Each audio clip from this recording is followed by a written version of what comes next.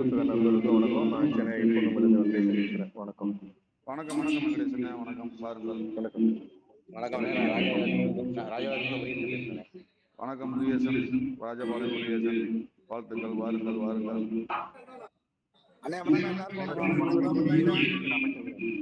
ஒவ்வொருத்தரா சொல்லுங்க. வணக்கம் வணக்கம். வாங்க வாங்க வாங்க வாங்க ரவிண்ணே. கும்புடு பயங்கரமா இருக்கு. ஓகே, அடுத்து பாருங்கள். ஞானமூர்த்தி வாருங்கள். அனைவருக்கும் வணக்கம். கரூர்ல கார்த்திகேயன். வாங்க வாங்க. அனைவருக்கும் வணக்கம். கொடவாசல்ல இருந்து மெக்கானிக் லட்சுமணன். லட்சுமணனா வாங்கண்ணா. வாழ்த்துக்கள் வாழ்த்துக்கள். வாழ்த்து. அண்ணா வணக்கம்ண்ணா. திருச்சியிலிருந்து சீனிவாசன். காஜாமலை சீனியண்ணா வாருங்கள். அண்ணா லட்சுமணன் அண்ணா எந்த ஊரு? கொடவாசல்ண்ணா. கொடவாசலா? Okay okay okay. வணக்கம் வாங்க குமரேசன்.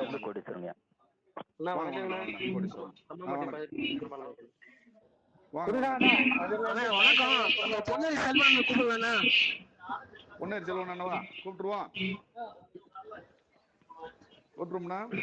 செல்வம் ரகுமத்தை கூப்பிடலாமா? ரகுமத்து ஐயா கூப்பிடுங்க ஐயா. ரகுமதன் கூப்பிடுங்க ஐயா. ஆர்வத்தை பாரு மக்களுக்கு. ஓகே ஓகே, செஞ்சிருவோம். புதுசா உள்ள வாருங்கள். செந்தில்குமார் வாருங்கள். செந்தில்குமார் சிசியா பிள்ளை அவர்களே வாருங்கள். சிசியா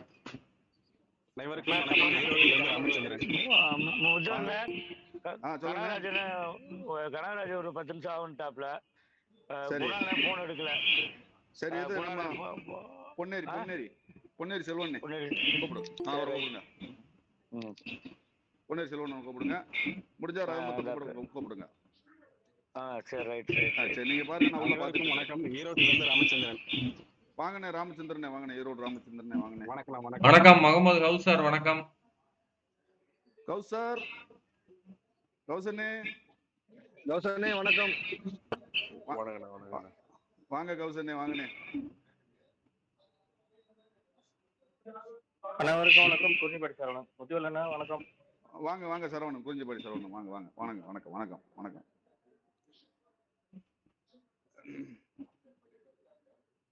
பாஸ்ல கொடுத்துருப்பாங்க. 300 கிலோ பாஸ்ல இருக்கணும்னு சொல்லியிருப்பாங்க.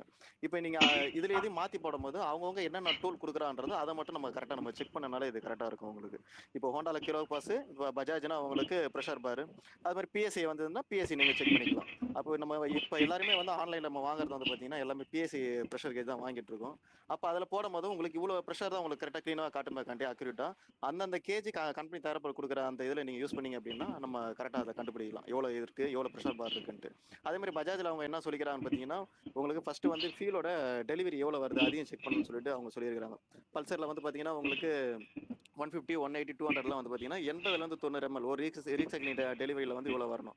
அதே நீங்கள் RS 200 எடுத்தீங்கன்னா 150 ml கிட்ட வரும். அதனால வண்டிக்கு பார்த்தீங்கன்னா மாறுபாடு எடுத்துக்கிட்டே இருக்கும். இது டாமினார் 400 220 ml ஒரு டெலிவரியில் வெளியே வரணும். அப்போ அதோட ப்ரெஷர் எப்படி இருக்கும், அதோட மோட்டரோட தன்மைகள் எப்படி இருக்கும். அதனால ஒரு செக்மெண்ட்டை வச்சு நம்ம எல்லா வண்டியும் புரிஞ்சிக்கூடாது. பஜாஜ்லேயே பார்த்தீங்கன்னா 5 விதமான ப்ரெஷர் ஒரு வண்டியிலும் மாற்றி கொடுத்துருப்பாங்க. 200, 220, 400 டாமினார், அதுவே டாமினார் 400, RS 200, NS 200. இது மாதிரி எல்லா வண்டிக்கும் பார்த்தீங்கன்னா 80 ml ஒரு வண்டியில் வரும், ஒரு வண்டியில் 135 ml வரும், ஒரு சில வண்டியில் 195 ml வரும். அதுக்கு மேலே டாமினார் 220, RS 200 280. இது மாதிரி அவங்களுக்குள்ளேயே அந்த ஃபீல் மோட்டரோட தன்மையை நிர்ணயிச்சுப்பாங்க. அதனால பஜாஜை பொறுத்த வரைக்கும் பார்த்தீங்கன்னா அதோட செக்மெண்ட்டுக்கு தனி அந்த டாபிக் அந்த ஃபீல் பம்போட மாடிஃபிகேஷன் வித்தியாசமாகவே இருக்கும். அதில் பார்த்தீங்கன்னா டிரான்சல் யூனிட்லாம் கொடுத்துருப்பாங்க. உங்களுக்கு எந்த ஒரு ஸ்பைக் வோல்டேஜ் டேரெக்டாக போய் அடிக்காத அளவுக்கு உங்களுக்கு டேங்குக்கு பக்கத்தில் பார்த்தீங்கன்னா ஒரு டிரான்சல் யூனிட்லாம் கொடுத்துருப்பாங்க. ஏன்னா அந்த மோட்டரோட தன்மையை பாதுகாக்கணுன்றதுனால டிரான்சல் யூனிட்லாம் கொடுப்பாங்க. ஒரு சில வண்டியில் நம்ம அந்த ஆல் ஆஃப் சென்சார் மாதிரி சின்னதாக சென்சார் மாதிரி கொடுத்துருப்பாங்க ஃபீல் மோட்டரில். அதனால் மேக்ஸிமம் என்னென்ன ஃபீல் பம்ப் நம்ம கம்பெனி தயாரிப்பில் கொடுத்துருக்காங்களோ அதுக்கேற்ற ப்ரெஷர் கேஜ் செக் பண்ணிங்கன்னா உங்களுக்கு கரெக்டாக இருக்கும். அதில் நன்றி. அந்தமான் சக்தி வேலண்ணா போதுங்களா விளக்கங்கள்? விளக்கம் பத்தலை சார். நான் திருப்பி கஷ்டின்னு கேட்கிறேன் சார். கேளுங்க. அதைதானே உங்களை எதிர்பார்க்கிறேன். வாங்க சார். கனகராஜ் சார் மன்னிக்கணும், நீங்க கரெக்டா அக்யூரேட்டா தான் சொல்லுவீங்க. பட் ஆனா என்னோட கேள்வி அது இல்ல சார். என்னோட கேள்வி என்னன்னு கேட்டீங்கன்னா பாத்தீங்கன்னா ஒரு ப்ரெஷர் கேஜ் அது லோக்கலா இருக்கட்டும் பிராண்டடா இருக்கட்டும் ஒரு பிஎஸ்ஐ காட்டுது, அதே புது பிஎல் பிஎஸ்ஐ டிராப் ஆகுது. அப்ப புது பிஎல் வாங்கி போடும்போது பிஎஸ்ஐ ப்ராப்பரா அங்க வந்து நிக்குது. சரிங்களா? இப்ப வந்து இது வந்து புரிஞ்சுக்கோங்க. ஆனா அந்த ஃபியூல் பம்ப் டிராப் ஆகுற வண்டியில அந்த அதே ஃபியூல் பம்ப்லயும் ஃபியூல் பம்ப் டிராப் ஆகாம இருக்கிற 2 ஃபியூல் பம்ப்லயும் அதுக்கு எந்தவித வித்தியாசமும் தெரியல. ப்ராப்பர் பர்ஃபெக்ட்டா ஓடுது வண்டி. அப்படி இருக்கும்போது இந்த சிச்சுவேஷனுக்கு என்ன பண்ணலாம்? இல்ல நீங்க பல்சர்ல இப்ப இந்த ஒரு வண்டியில போட்டுறீங்க, எல்லா வண்டியும் போட்டு பார்க்கும்போது இதே மாதிரி எல்லாமே டிராப் ஆகுதுங்களா, இல்ல இது ஒரு வண்டியில தான் உங்களுக்கு ப்ராப்ளம் இருக்கா? சார் ப்ராப்ளம் பாத்தீங்கன்னா ஆக்சுவலா வந்து நான் வந்தோடனே சார் இது மாதிரி மிஸ்ஸிங் ப்ராப்ளம் வந்து ப்ரெஷர் கேஜ் இல்ல நான் என்ன கேட்க வரேன்னா, இப்ப நீங்க வச்சிருக்க ப்ரெஷர் டூல் வந்து பல்சர்ல ஒரு வண்டி போட்டிருக்கீங்க, இது மாதிரி ப்ரெஷர் வந்து இறங்குது. இதே இன்னொரு வண்டியில போட்டு பாத்திருக்கீங்களா பல்சர்ல, அதுல கரெக்டா இருக்கா?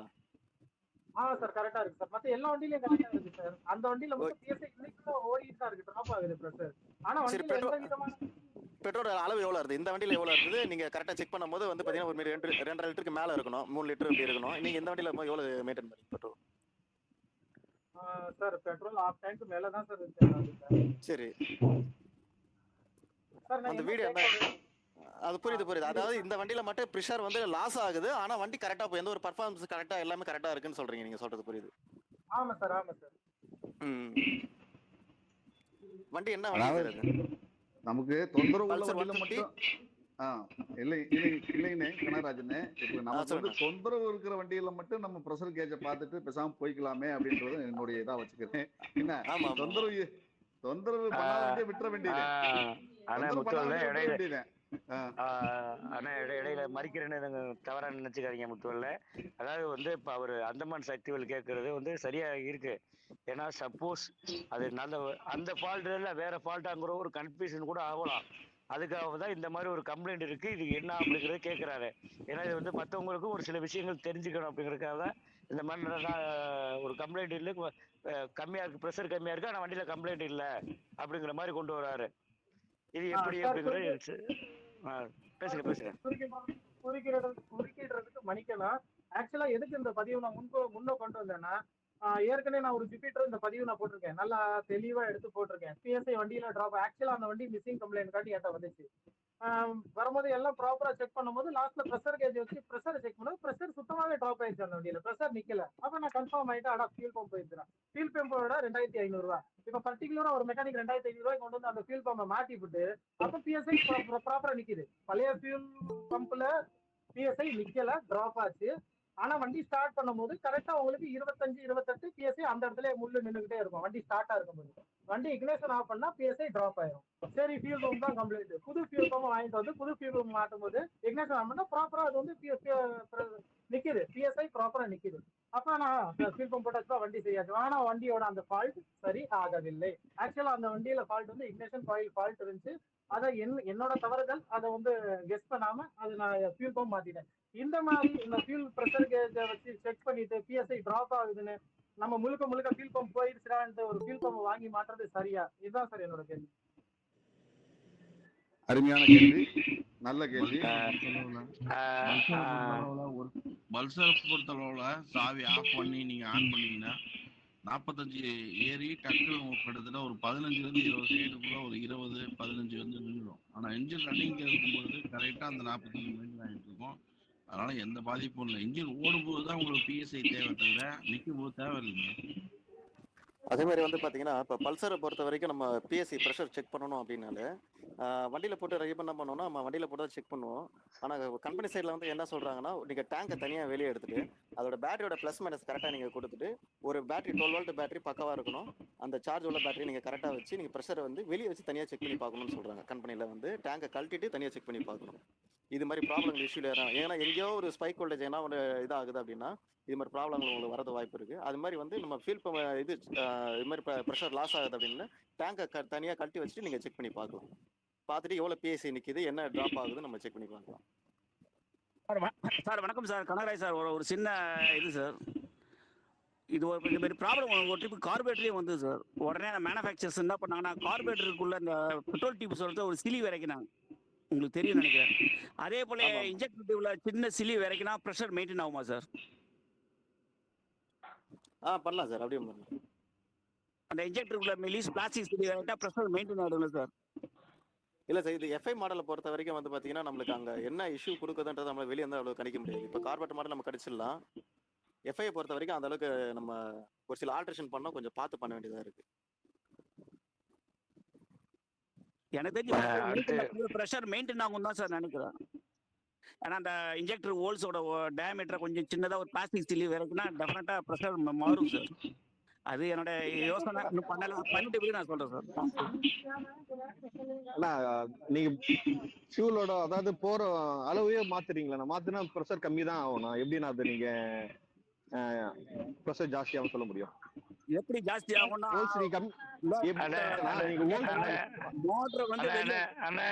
அண்ணே, அதாவது வந்து இடையில எல்லாரும் பேசுனீங்கன்னா கை சிம்பிள் தூக்கி இருக்கவங்களாம் அப்புறம் கேள்வி எடுத்துட்டு சிம்பிளை போட்டு எடுத்துடுறாங்க.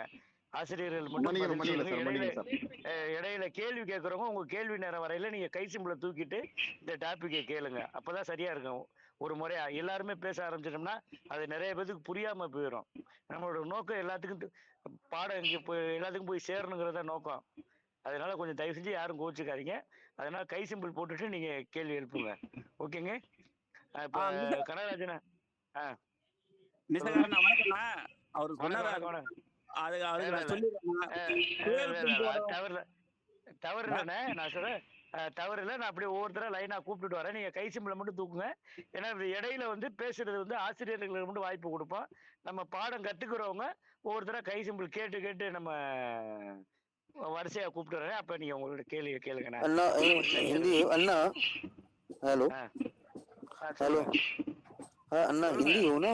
हाँ हिंदी हो ना? இந்தியா ஹிந்தி பேசுறது हाँ पापा हेलो अन्ना अन्ना சொல்லுங்க अन्ना वो जो और आपका टीवीएस का जो इलेक्ट्रिक का जो रहता है ना, और जब कोई यामा का ऑयल फर्क ऑयल का कंटिन्यूटी जो चार्ट भेजा था सर ना अन्ना, वो तो हमारा डिलीट हो गया था, लेकिन उसको एक चार्ट भेज दिया तो अच्छा होता सर यामा का और टीवीएस का और सुनिए बाबा भाई, आपका एकदम तो वॉइस लो कितनी आ रहा है, बिल्कुल साफ नहीं आ रहा है। एक मिनट ओके ओके सर। नहीं सर ऐसा नहीं है, लेकिन हमको जो इलेक्ट्रिक का जो साउंड है ना सर, वो तो है नहीं ना, इसलिए जो रेजिस्टेंस का वैल्यू और जैसे आपका इंजेक्टर का फ्यूल है, टेम्परेचर सेंसर का, रेजिस्टेंस सेंसर का, उसका இரைச்சல் ஜாஸ்தியா இருக்கு பாபா. सर वो तो இரைச்சல் ஜாஸ்தியா இருக்கு. நாய்ஸ் ஓவரா இருக்கு பாத்துங்க. नहीं सर उसका जो सर அதுக்கு விளக்கம் சொல்லுங்க. हाँ सर मैं बोल रहा हूँ जो इलेक्ट्रिक का जो जितना रेजिस्टेंस का वैल्यू होता है सेंसर का, उसका एक बार मल्टीमीटर पे जो कनेक्टिंग होता है ना सर, उसका थोड़ा एक चार्ट भेज देगा तो हम लोग को आराम से कर सकता है, क्योंकि गैरेज में थोड़ा प्रॉब्लम हो रहा है, क्योंकि कौन सा किसका कितना रेजिस्टेंस होता है सर मालूम नहीं पड़ रहा है। बिल्कुल पापा भाई, देखिए सुनिए पहले तो पापा भाई पहले आप अपना माइक सुन रहे हो? हाँ सर बोलिए सर बोल माइक म्यूट में डालिए पहले आप अपने माइक को म्यूट में डालिए। சிங்காரண்ணா வணக்கம். ரொம்ப நேரமா கை தூக்கிட்டே இருந்தேன், நீங்க கவனிக்கலன்னு நினைக்கிறேன். சக்திவேல் ஒரு நிமிஷம். சக்திவேல் ஒரு நிமிஷம். இவரை வந்து இல்ல இவர் தனியா வந்து இவருக்கு ஒரு மெசேஜ் போட்டு சக்திவேலோட லிங்க் பண்ணி விட்டுறலாம். ஏன்னா இது வந்து ஹிந்தியில பேசுறது புரியாது.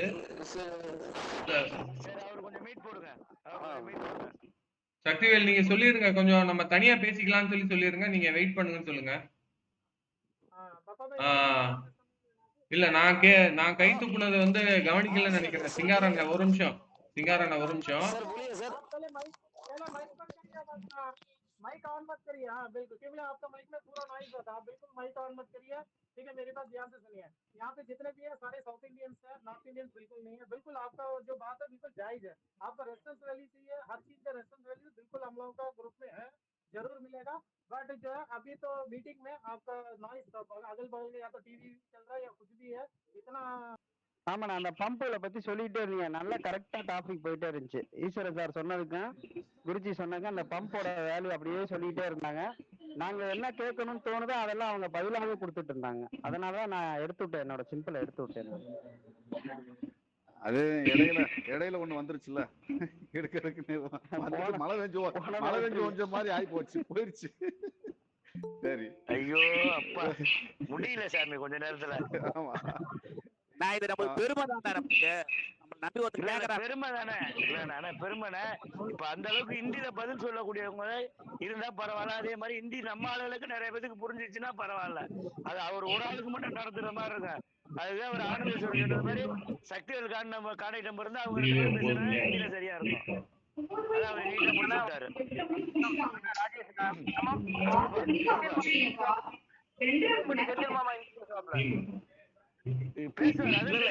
பேசுற டாபிக் விட்டுருவோம். நம்ம வந்து இந்த மெயின் டாபிக் பம்பை பத்தி சொன்னாங்க. 3 பேருமே கரெக்டா ஜாயின் பண்ணி லிங்காவே வந்தாங்க. இது கௌசனும் கரெக்டா இருந்தாரு. ப்ரெஷர் பல்சரை பத்தி சொல்லும்போது ரன்னிங்ல எவ்வளவு இருக்கும், ரேசிங் பண்ணும்போது எவ்வளவு இருக்குங்கிறதெல்லாம் அருமையா சொல்லிட்டே இருந்தாரு. ஹிந்தி யாரு பேசுங்கிறத இப்ப விட்டுருவோம், டாபிக் குள்ள போயிரும். சரி கௌசனே முகமது கௌசனே சொல்லுங்க. ஆனா நமக்கு வந்து இன்ஜின் ஓடும் பொழுதுதான் அந்த ப்ரெஷர் தேவை, தவிர நிக்கும் போது தேவையில்ல. இன்ஜின் ஓடும் போது அந்த ப்ரெஷர் 40 கீழே குறையுது இல்ல 25 கிட்ட வருது அப்படின்னா பம்பு நான் சுத்தமா செயல் இருந்துருச்சு அப்படின்னு சொல்லலாம். புரியுதுங்களா? அதே மாதிரி இன்ஜெக்டர் ப்ராப்ளம் ஆகும் சில வண்டியில. இன்ஜெக்டர் ஆட்டோமேட்டிக்கா ஓவர்ஃப்ளோ ஆகும்போது கூட ப்ரெஷர் நிக்காதே. நீங்க நான் லிட்டர் வால்வு மட்டும் நம்ம குறை சொல்லி புண்ணியம் இல்ல. அது குறை சொல்றதுக்காக இல்லைண்ணே கௌசனே, இல்ல அதனால என்னென்ன ஃபால்ட்டுகள் வரும், என்னென்ன பிரச்சனைகள் வரும் அப்படின்றத பேசுறோம். ஆமா கண்டிப்பா இன்ஜெக்டர் போனா ஓவர்ஃப்ளோ ப்ராப்ளம். இது நான் லிட்டர் வால்வு வந்து செயல் இருந்துச்சு அப்படின்னா வண்டி வந்து ஒரு சில வண்டி, அதாவது BS6 முன்னாடி வந்த வண்டி நான் லிட்டர் வால்வு ஃபால்ட் ஆச்சுன்னா வண்டி சுத்தமா ஸ்டார்டே ஆகாது. ப்ரெஷர் வந்து அந்த 40 PSI இருந்தா மட்டும்தான் ஸ்டார்டே ஆகும். நீங்க அதிகம் பாத்தீங்கன்னா அந்த ஓல்டு வரக்கூடிய அந்த ஹீரோ ஹோண்டால இருந்து பல்சர் 200 இந்த மாதிரி வண்டி இன்ஜெக்டர் போட்ட வண்டி எல்லா வண்டியும் பாத்தீங்கன்னா ஃபியூல் பம்ப் தான் அடிக்கடி பிரச்சனையாகும். ஆனா இப்போ வர வண்டிகள்ல வந்து பாத்தீங்கன்னா அந்த ஸ்கூட்டி இந்த மாதிரி வண்டிகள்ல இந்த பம்ப் ப்ராப்ளம் அதிகம் நம்ம பார்த்துட்டு இருக்கோம். என்னை பொறுத்தளவுக்கு இன்ஜின் ஓடும் பொழுது அந்த PSI கரெக்டா வருது அப்படின்னா நமக்கு பம்ப்ல வந்து பயப்பட தேவையில்லை. இன்ஜின் ஓடும்போது PSI குறைஞ்சா மட்டும்தான் நம்ம பம்பை வந்து கைட்டி செக் பண்ண வேண்டியது இருக்கும். நான் லிட்டர் வால்வு கூடிய அந்த இதுல ஏதாவது டேமேஜ் ஆயிருக்கா இல்ல பம்பே சுத்தமா சேர்ந்துருச்சா அப்படின்னு சொல்லி நம்ம பார்க்க வேண்டியது வரணும். கௌசர் அதான் சார், இன்ஜெக்டர் ஹோல்ஸ கொஞ்சம் சின்னதாக்கிட்டா நல்லா இருக்குமா தான் சார் என்னோட ஆப்ஷன். இன்ஜெக்டர் ஹோல்ஸ் நீங்க சிறுசா ஆக்கும்போது பிரஷர் குறையும் வாய்ப்பு கிடையாது சார். ஏன்னா அவுட்புட் மோட்டர் தான் பிரஷர் இன்ஜெக்டரோட வேலை வாங்கி இல்லங்க, வாய்ப்பு இல்லைங்க. பிரஷர் கட்டாயம் குறையுங்க. நல்லா யோசிச்சு பாருங்க அண்ணே. அதாவது எப்படி சொல்றேன், அதாவது இன்ஜெக்டர்ல ஃப்ரண்ட்ல இருக்க ஹோல்ஸ பெருசு பண்ணனும்னு சொல்றீங்களா, இல்ல இன்புட் ஆகற இடத்துல இன்புட் கார்பரேட்டர் மாதிரி ஃபால்ட் வந்து உடனே அவன் நெக்ஸ்ட் ஆப்ஷன் என்ன பண்ணா, கெனடிக்ல என்ன பண்ணாங்கன்னா அந்த கார்பரேட்டருக்குள்ள அந்த பிப்பலட் டியூப்ல ஒரு பிளாஸ்டிக் சிலி விரைக்கினாங்க. புக்ஸ் எல்லாம் கொடுத்துருக்காங்க. அந்த இன்ஜெக்ட் அந்த பிளாஸ்டிக் சிலி இறக்கிறதும் கார்பரேட்டர் ப்ராப்ளம் சால்வ் ஆயிடுச்சு. அதே மாதிரி இன்ஜெக்டரோட ஹோல்ஸ் ஒரு எம் மைல்டா சின்னதாக்கினா அந்த கை சிம்பிள் தூக்கிருக்கீங்க, சொல்லுங்க பேசுங்கண்ணே. நம்ம குழந்தை பவானி சார் ரொம்ப அருமையா சொன்னாரு. பட் அதுல எனக்கு ஒரு சின்ன டவுட் என்னன்னு கேட்டீங்கன்னா, ரிட்டர்ன் வால்வு, நான் ரிட்டர்ன் வால்வு, இல்ல ரிட்டர்ன் வால்வு, இல்ல ப்ரெஷர் வால்வு, எதை வேணாலும் வச்சுக்கலாம் அது பேரு. ஆனா ஒரு சார் சொல்றாரு 2 இருக்கும்னாரு. அதை நான் வந்து மறுக்கிறேன். ஒரே ஒரு ப்ரெஷர் வால்வு தான் அதுல இருக்கு. வண்டியில வந்து ஒரு ப்ரெஷரை மெயின்டைன் பண்றதுக்காண்டி தான். ஒரு PSI ஒரு இன்ஜெக்டருக்கு அளவுக்கு அதிகமா ஃபோர்ஸ் போனா இன்ஜெக்டர் வீணா போயிடும். அதனால வண்டி ரன்னிங்ல இருக்கும்போது, ரன்னிங்ல இந்த நம்ம முகமது தோஸ்தார் சொன்ன மாதிரி தான், ஒரு ரன்னிங்ல ஒரு எவ்வளவு PSI தெரியும், ஒரு ஸ்ப்ரிங் ஒரு பால்ஸ் தான் இருக்கும் அந்த ரிட்டர்ன் வால்வு அந்த ப்ரெஷர் வால்வுல. அதுக்கு மேல அதுல ஒண்ணும் இல்ல. ஒரு குறிப்பிட்ட அளவுக்கு மேல அதுல ப்ரெஷர் பட்டுச்சுன்னா அங்க இருந்து பெட்ரோல் லீக் ஆகி திருப்பி டேங்க்ல ஊற்றும். இது ஒரு இடம் தான் நான் பாத்திருக்கேன். ஆனா சார் சொன்ன மாதிரி 2 இடம் இருக்குங்கிறது நான் தெரிஞ்சுக்க ஆசைப்படுறேன். நன்றி, வணக்கம். வணக்கம்ண்ணே, சக்திவேலண்ணே. அவர் குழந்தைன்னு சொன்னதுக்கு ஒரு சின்னதை சொல்றேன். மேக்ஸிமம் பாத்தீங்கன்னா அந்த ப்ரெஷர் வால்வு அப்படின்றது பாடியில் வரக்கூடிய ஒரு வால்வு தான். அதுதான் நம்ம ப்ரெஷரை வந்து மெயின்டைன் பண்ணுது. அது அதிகமாக இருந்தாலுமே கம்ப்ளைண்ட் ஆகும், கம்மியாக இருந்தாலுமே கம்ப்ளைண்ட் ஆகும். அதிகமாக இருந்தால் என்ன ஆகும் பார்த்தீங்கன்னா, இன்ஜெக்டர் வந்து உங்களுக்கு கரெக்டான முறையில் மூடி திறந்துச்சுன்னா உங்களுக்கு பிரச்சனை இல்லை. மூடாத அளவுக்கு அது திறக்கல அப்படின்னா உங்களுக்கு அதிகப்படியாக போகும்போது இன்ஜெக்டர் போகக்கூடிய ஒரு வாய்ப்புகள் இருக்குது. அந்த ரிட்டர்ன் வால்வு வேலை செய்யலைன்னா இன்னொரு வால்வு எது அப்படின்னு கேட்டீங்க, அது வேற ஒன்றும் இல்லை. நம்ம ஃபியூல் பம்புல பார்த்தீங்கன்னா ஒரு சின்ன நாப் வால்வு கொடுத்துருப்பாங்க. அதாவது பெட்ரோல் வந்து வெளியே தள்ளும், ஆனா திருப்பி உள்ள மோட்டருக்குள்ள ரிட்டர்ன் வராது. அதைத்தான் அண்ணன் வந்து 2 வால்வு சொல்லியிருக்காருன்னு நினைக்கிறேன். குழந்தை அதானே நீங்க சொன்னீங்க, நம்ம ஃபியூல் உண்மை குணா சார், உண்மை. அதாவது ஒரு மோட்டார் வந்து உறிஞ்சிச்சுன்னா மேல அந்த ஒரு டீப்பை போட்டு ஒரு வெறும் மோட்டார் ஓட்டி பாருங்க, அந்த உறிஞ்சு அப்படியே வந்து மோட்டர் நிற்காதீங்கன்னா அப்படியே அந்த பெட்ரோல் அந்த டீப்லயே நிக்கு. அதான் நான் ரிட்டர்ன் வால்வ். ரைட். இப்போ புரிஞ்சா உங்களுக்கு சைக்கிள்னே? புரியல சார். இப்ப நான் திருப்பி கேக்குறேன் உங்கள்ட்ட. சார் இப்ப நம்ம ஃபியூல் பம்புக்குள்ள போயிட்டோம், டேங்க் உள்ள போயிட்டோம், சரிங்களா? டேங்க் வெளியில இல்ல. இப்ப நம்ம இருக்கிறது டேங்க், பெட்ரோல் டேங்க் உள்ள. ஃபியூல் பம்பை பத்தி பேசிட்டு இருக்கோம். ஃபியூல் பம்போட வேலை ஒரு இடத்துல இருந்து ஸ்டைனர்ல இருந்து பெட்ரோல் எடுத்து ஃபியூல் மோட்டருக்கு வழியாக வந்து ரிட்டர்ன் வால்வுல இருந்து பைப் செக்ஷன் வந்து இன்ஜெக்டர், இதுதான் ஒரு பாதை. ஆனால் அவர் சொன்னது 2 வால்வுகள் ஃபியூல் பம்புக்குள்ள இருக்குங்கிறாரு. அதுலதான் எனக்கு ஒரு சின்ன கன்ஃபியூஷன். அவ்வளவுதான். Okay okay. அதாவது பிரஷர் வால்வுங்கிறது மேல வருது பாடியில, பம்புக்குள்ளார வர்றது நான் ரிட்டர்ன் வால்வ். அது ஒண்ணுதான் வருது. பம்புக்குள்ளார வர்றது நான் ரிட்டர்ன் வால்வ். மோட்டார் தனியா கட்டினீங்க, மோட்டாரோட டாப்ல இருக்கும் அது.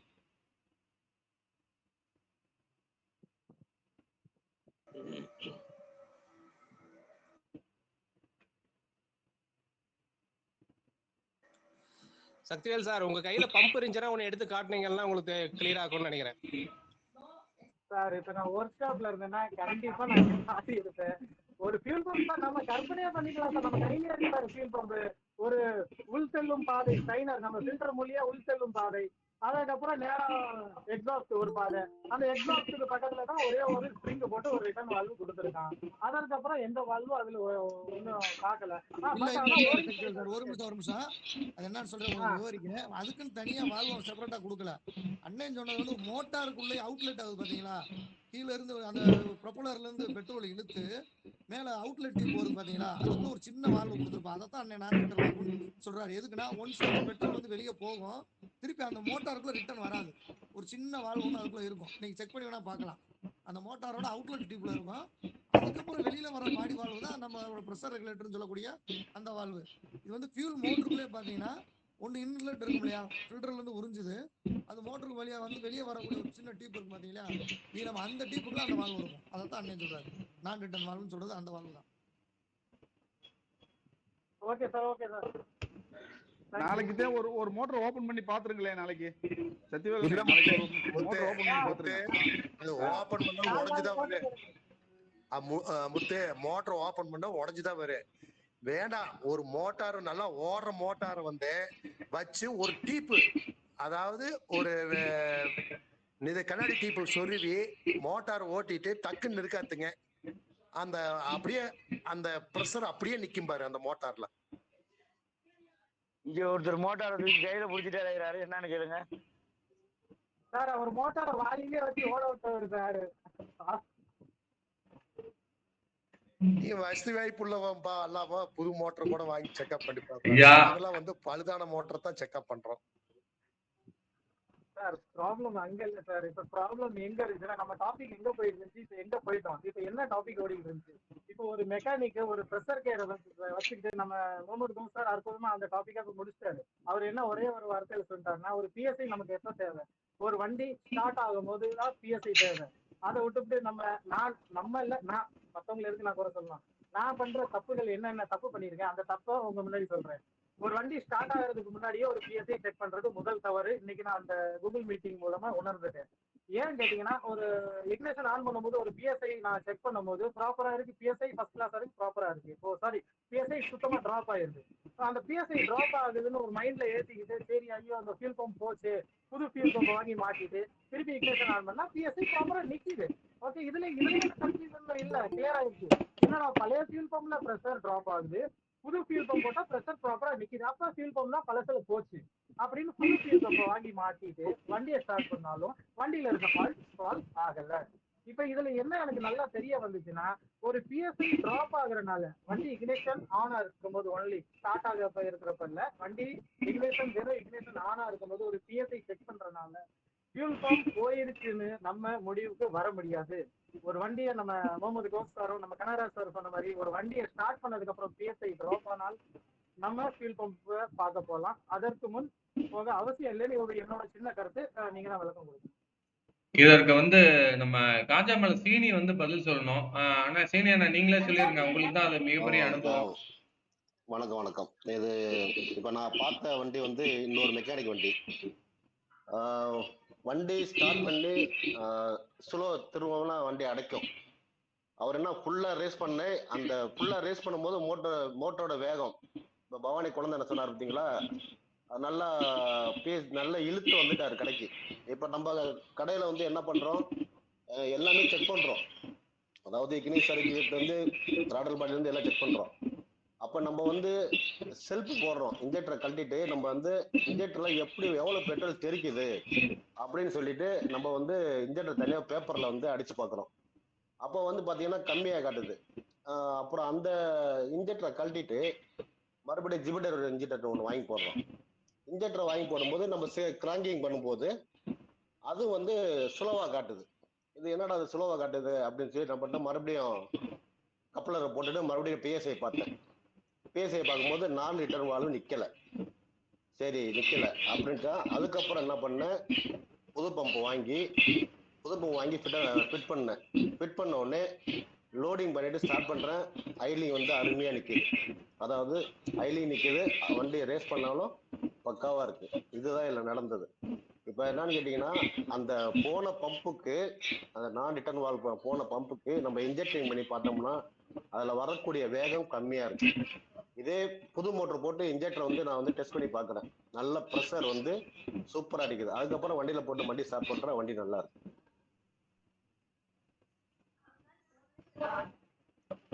வணக்கம் காஜாமல சீனியர்னா, உங்களோட பதிவுக்கு தான் நாங்க இவ்வளவு நேரம் வெயிட் பண்ணிட்டு இருந்தோம். நீங்க அந்த முடிஞ்சா அந்த ஃபியூல் பம்பை வந்து கொடுங்க, நானும் செக் பண்ணி பார்த்துட்டு சொல்றேன் விருப்பப்பட்டா. கண்டிப்பா சார், கண்டிப்பா கண்டிப்பா. சொல்லுங்க குழந்தை அண்ணா. வணக்கங்க. அதாவது நாம வந்து ஒரு ப்ரெஷர் எவ்வளவு தூரம் வருது அப்படின்னு கஜாமல சீனியனை வந்து பேப்பர் வச்சு அடிச்சு பார்த்தேன் அப்படின்னு. அது வந்து செயல்பாட்டு விளக்கம். அதை வந்து நாம எப்படி செக்அப் பண்றோம், அதாவது வண்டியில மாட்டி இருக்கும் போது ஒரு பம்பு போயிடுச்சா இல்ல இது இன்ஜெக்டர் வந்து ஏதாவது வீக் ஆயிடுச்சா அப்படின்னு செக்அப் பண்றதுக்கு ஒரு மீட்டர் வச்சு நம்ம செக்அப் பண்ணி பாக்குறோம். செக்அப் பண்ணும்போது ப்ரெஷர் குறையுது. அப்ப குறையும் போது எங்க குறையுதுன்னு நம்ம டெஸ்ட் பண்ணும்போது ஒவ்வொன்றும் இன்ஜெக்டர் தானா ஓப்பன் ஆயிரும். ஓப்பன் ஆயிடுச்சுன்னா நிக்கிற வண்டியில அப்படியே ப்ரெஷர் குறையும். அப்ப வந்து அந்த வண்டி இன்ஜெக்டர் தானா ஓப்பன் ஆகும் போது நம்ம கிக் பண்ணும்போது திடீர்னு அந்த இன்ஜெக்டர் வந்து க்ளோஸ் ஆயிரும். இப்படி நாம வந்து பல விதமா கோணத்துல நம்ம செக்அப் பண்ணி பார்த்துருக்கிறோம். ஒரு இன்ஜெக்டர் தூக்கி வெளியே வச்சு பார்த்துருக்கிறோம், ப்ரெஷர் போட்டு தானா சொட்டு சொட்டுன்னு அந்த இன்ஜெக்டர்ல ஒழுவு. அப்ப அந்த இன்ஜெக்டர் வீக் ஆயிடுச்சு. இதைத்தான் இப்படித்தான் நாம வந்து முறையா செக்அப் பண்ணிட்டு இருக்கிறோம். நான் செக்அப் பண்றாங்களா, நான் செக்அப் பண்ணிட்டு இருக்கிறேன். ஒரு ஸ்லோ ஸ்பீடு, ஒரு தாட்ல கொடுக்கும் போது அடைச்சடைச்சு போறது, இந்த மாதிரி கம்ப்ளைண்ட் எல்லாம் தானே இன்ஜெக்டர் மேல தூக்கி வச்சுட்டு அதுல கனெக்ஷன் வச்சுதான் நான் ப்ரெஷரை போட்டு செக்அப் பண்ணி பாக்குறேன்ப்பா.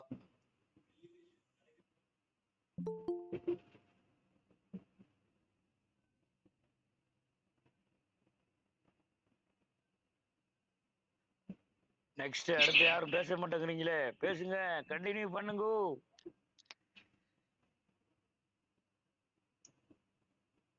சார் நானே கண்டினியூ பண்ணுவேன் சார். யாரும் எதுவும் சொல்ல மாட்டேங்கிறாங்க சார். பண்ணுங்க. ஒண்ணும் இல்ல, நம்ம குழந்தை சார் தான் சொன்னாரு. திருப்பி அவர்கிட்டயே இதை கேட்கறேன். இப்ப நம்ம எனக்கு என்ன கருத்து சொல்ல விரும்புறீங்க? ஒரு பிஎஸ்ஐ செக் பண்ணும்போது, ஒரு இக்னிஷன் ஆன் பண்ணும்போது செக் பண்ணா போதுமானதா, அல்லது வண்டியை ஸ்டார்ட் பண்ணிட்டு பிஎஸ்ஐ செக் பண்றது சரியா? இதை மட்டும் எனக்கு விளக்கம் கொடுங்க. சத்யவேல் சார், அதாவது ஒரு செக்அப்ங்கிறது 2 செக்அப் பண்ணி பார்க்கணும். ஒன்று வந்து இப்போ வண்டி ஸ்டார்ட் பண்ணாத போது ஒரு பியூர் கேஜி வச்சு செக்அப் பண்ணும் போது ப்ரெஷர் நின்றுச்சுன்னா அது பம்பு நல்லா இருக்குது அப்படின்னு நாம வந்து முடிவு டக்குன்னு எடுக்கக்கூடாது. இன்ஜெக்டரையும் வெளியே தூக்கி விட்டு பார்க்கணும். அதுல வந்து டிராப்ஸ் தான் ஒழுகுதா அப்படிங்கிறத பார்க்கணும். அப்புறமேக்காவது ஒரு எல்லாம் சரியா இருக்குது, இது பம்பு தான் பிரச்சனையா அப்படின்னு சொல்லிட்டு பம்பை மாத்திட்டு அப்படியே ரன்னிங்லயே அந்த ப்ரெஷர் கேஜி வச்சு செக்அப் பண்ணி பார்க்கணும். அதாவது ஸ்லோவில் வந்து ஸ்டார்ட் பண்ணி ஒரு தாட்டில் கொடுக்கும்போது அந்த ப்ரெஷர் ஏறி ஏறி இறங்குச்சுனாவே உங்களுக்கு வந்து இந்த மாதிரி அடைச்சடைச்சு போற விஷயமெல்லாம் வரக்கூடிய வாய்ப்பு இருக்குது சக்திவேல் சார். இதைத்தான் சொல்ல வரோம். ஓகே சார், நன்றி நன்றி சார். ஒரு வழியா தீர்வுக்கு வந்தாச்சு. ஓகே, அதாவது நம்ம இந்த மீட்டிங் ஆரம்பிக்கும் போது ஃபர்ஸ்ட் வந்து ஒரு வார்த்தை பேசியிருந்தோம். எப்படின்னு கேட்டீங்கன்னா, இந்த வாரம் வந்து யாரெல்லாம் BS6 வேலை பார்த்தீங்க, எப்படி சரி பண்ணீங்க, அந்த சரி பண்றதுக்கு என்னென்ன சாமான் போட்டு ரெடி பண்ணீங்க அப்படின்றத வந்து கேள்வியா வச்சிருந்தோம். அதன் விஷயமா வந்து யாரும் பேசுவாங்கன்னு பார்த்தோம்னா அப்படி அப்படியே போயிடுச்சு. சரி பரவாயில்ல, இன்னும் ஒரு 15 நிமிஷம் இருக்குது. அந்த 15 நிமிஷத்துல வந்து இந்த வாரம் வந்து வேலை பார்த்தது எப்படி வேலை பார்த்தீங்க அப்படின்றது கொஞ்சம் தகவலா சொன்னீங்கன்னா கொஞ்சம் நல்லா இருக்கும். என்னை மாதிரி கத்துக்கிறவங்க வந்து கத்துக்குவாங்க அப்படின்றத பதிவு பண்ணிக்கிறேன். அதாவது முத்து, உன்ன மாதிரி கத்துக்க வேண்டிய ஆளுகளா யாருமே இல்ல. பொதுப்படையா சொல்லு, சொல்லாத. அதெல்லாம் நாங்க கை சிம்பிள் தூக்கி இருக்கா ராஜேஷ். ராஜேஷ், உங்களோட கேள்வி. ஆனா வணக்கண்ணா. இந்த வாரம் பாத்தீங்க அப்படின்னா புல்லட் வந்து BS4 ஒன்று அட்டன் பண்ணேன். ஆனால் சிங்கரண்ணா நீங்கள் சொன்ன மாதிரி தான் அதில் பார்த்தீங்கன்னா மிஸ்ஃபயர் கம்ப்ளைண்ட் மாதிரி ஸ்லோ ஸ்பீடில் பார்த்தீங்க அப்படின்னா வண்டி வந்து வெடிக்கும். வண்டி த்ராட்டில் கொடுத்தோம் அப்படின்னா ஒரு 40 கிலோமீட்டருக்கு அப்போ போயிட்டீங்க அப்படின்னா அதுக்கப்புறம் வண்டி வந்து ரன்னிங்கில் வந்து கரெக்டாக இருக்கும். காலையில் ஸ்டார்ட் பண்ணும் போதோ பார்த்தீங்கன்னா ஒரு 2 ஹவர் 3 ஹவர் நிப்பாட்டிட்டு ஸ்டார்ட் பண்ணோம் பார்த்தீங்கன்னா மிஸ்ஃபயர் ஆகும். வண்டி வந்து வெடிக்கும், திடீர்னு வெடிக்கும். என்ன கம்ப்ளைண்ட்னு ஒன்று செக் பண்ணி பார்க்கும்போது பார்த்தீங்கன்னா காயில் போட்டு பார்த்தேன். 2 இக்னிஷன் காயில் மாற்றி பார்த்துட்டேன். அப்புறம் DCI மாற்றி பார்த்தேன். மாற்றியும் சேம் அதே கம்ப்ளைண்ட்டு.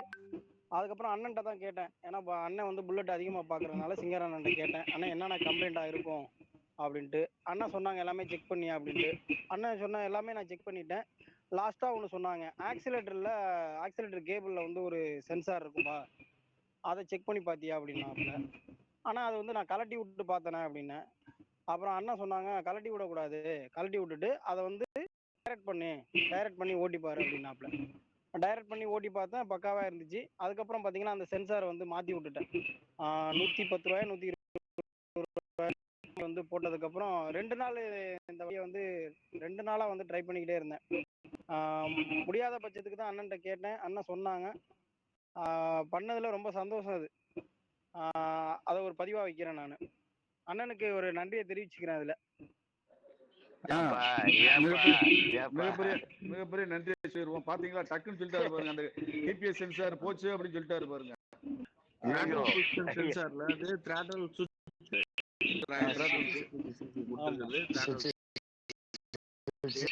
டெக்னாலஜிக்கு இது ரொம்ப முக்கியமானது. நம்ம எப்ப எவ்வளவு த்ராட்டல் கொடுக்குறோமோ அந்த அளவுக்கான இக்னிஷன் பவர் வந்து ப்ரொடியூஸ் பண்ணணும். அப்ப அதுக்கு இது த்ராட்டல் சுவிட்ச் ரொம்ப முக்கிய பங்கு வகிக்குது. அதனாலதான் உங்களுக்கு பர்ஃபார்மன்ஸ் இல்லை. அது சில ஹீரோண்டா ஸ்பெண்டர்ல எல்லாம் கைட்டிலாம் ஓட்டுவாங்க நண்பர்லாம் பாத்தீங்கன்னா. ஆனா உண்மையே வண்டி பர்ஃபார்மன்ஸ் தேவைப்படுது அப்படின்னா த்ராட்டல் சுவிட்சுடைய கனெக்டிவிட்டி கரெக்டா இருந்தா வண்டி நம்ம செய்யற வேலை சிறப்பா இருக்கும். சொல்லி கொடுத்த சிங்கரானனுக்கும் வாழ்த்துக்கள், செஞ்ச ராஜேஷ்க்கும் வாழ்த்துக்கள். நன்றிண்ணா. நன்றிண்ணா.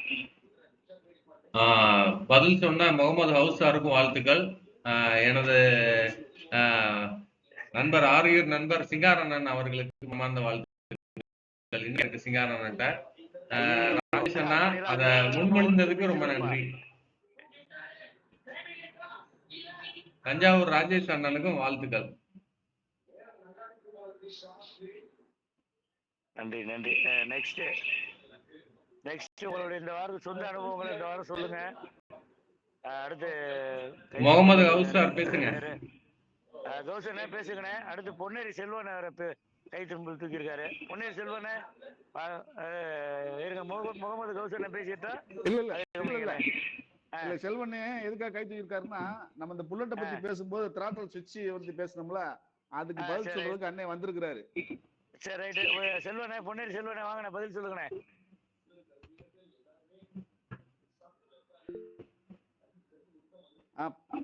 பேசுங்கண்ணே செல்வனே.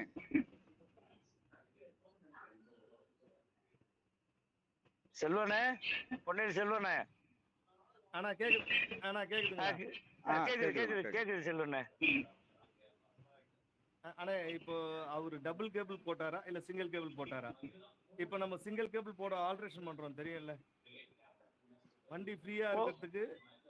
போடுறோம் 500 BS 500 கேபிள தூக்கி போடுறோம் போட்டுட்டு அதை டைரக்ட் பண்ணி போடுறோம். சிங்கிள் அந்த கேபிள் மாதிரி ஆமா சிங்கிள் கேபிள் நான் நிறைய வண்டிக்கு போட்டுக்கிட்டு இருக்கேன். 500 கேபிள தூக்கி போட்டுட்டு அந்த டிபிஎஸ் சென்சாரை டைரக்ட் பண்ணி விட்டு அப்புறம் போட்டுருக்கோம். அந்த போட்டுருக்கோம். இல்ல அதை டைரக்ட் பண்ணி விட்டுருவோம். அந்த டிபிஎஸ் சுவிட்ச் அந்த மாதிரி டிபிஎஸ் சுவிட்ச் டைரக்ட் பண்ணி விட்டு 500 கேபிள போட்டோம்னா அதுக்காக அந்த வேலை பண்ணிட்டு இருக்கோம். நம்ம அதை தொடர்ச்சியா பண்ணிட்டு தான் சிங்கர்னே அவர்கிட்ட நீங்க பேசுனீங்கன்னா என்ன அர்த்தம்? இல்ல அவரை கூப்பிட்டு நீங்க அவர்கிட்ட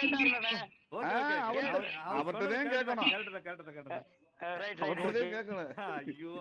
பொன்னேரி செல்வம் அண்ணா வாழ்த்துக்கள். நீங்க முழுமையா பேசி முடிங்க ப்ளீஸ். இல்லனே அதுல வேற வருமா செய்யுமா அப்படிங்கறத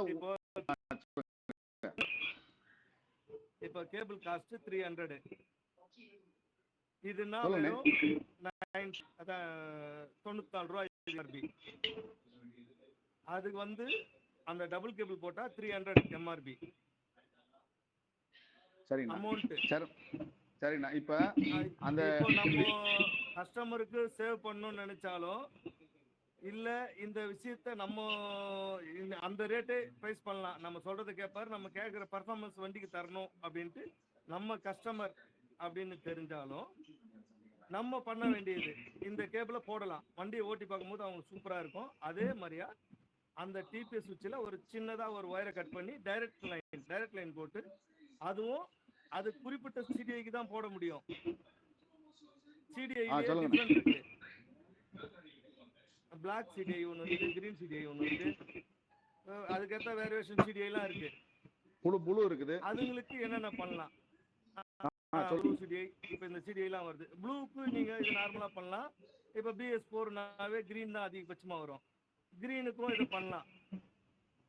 பிளாக்கு பண்ணும்போது மட்டும் நீங்க இதை பண்றதோட அந்த சுவிட்சை வச்சுட்டு அந்த சுவிட்ச் கனெக்ஷனே வச்சுட்டு அதை வலிச்சு கட்டி விடுறதே நல்லது. ஏன்னா அது உள்ள ஒரு அந்த வண்டிக்கு நீங்க அதிகபட்சமா டபுள் கேபிள் வாங்கி போடுறது மேலு. இந்த மாதிரியா பண்ணும்போது சின்ன சின்ன டிஸ்டர்பன்ஸ் காட்டும் இந்த பிளாக் சிடிஐ மட்டும். இது வந்து என்னுடைய அனுபவ விளக்கம். அவ்வளவுதான். நன்றி. சொன்னாரு 500 கேபிள் பண்ணலாம் அப்படின்ட்டு. இதுல ஒரு விஷயம்லாம் இருக்கு. இந்த விஷயத்த தான் நம்முடைய கருத்து. இதெல்லாம் உணர்ந்தா ஓகே பர்ஃபெக்ட்.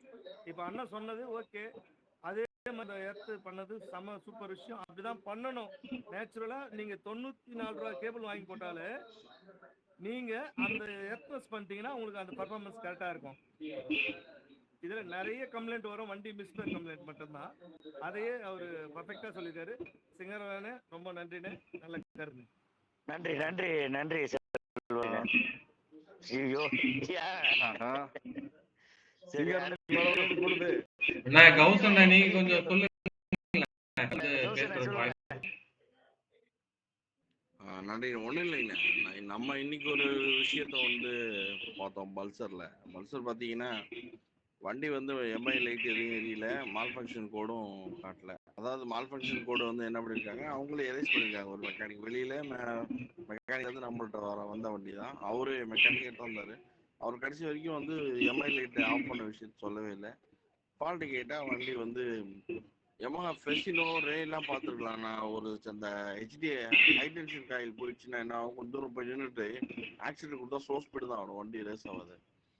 அதே மாதிரி ப்ராப்ளம் காட்டிகிட்டே இருந்தது. கொஞ்சம் ஒரு திடீர்னு அந்த லாக்காகவும் மண்ணெல்லாம் அப்போ போகும், ஒரு 5 கிலோமீட்டர் போகும் இந்த ப்ராப்ளம்.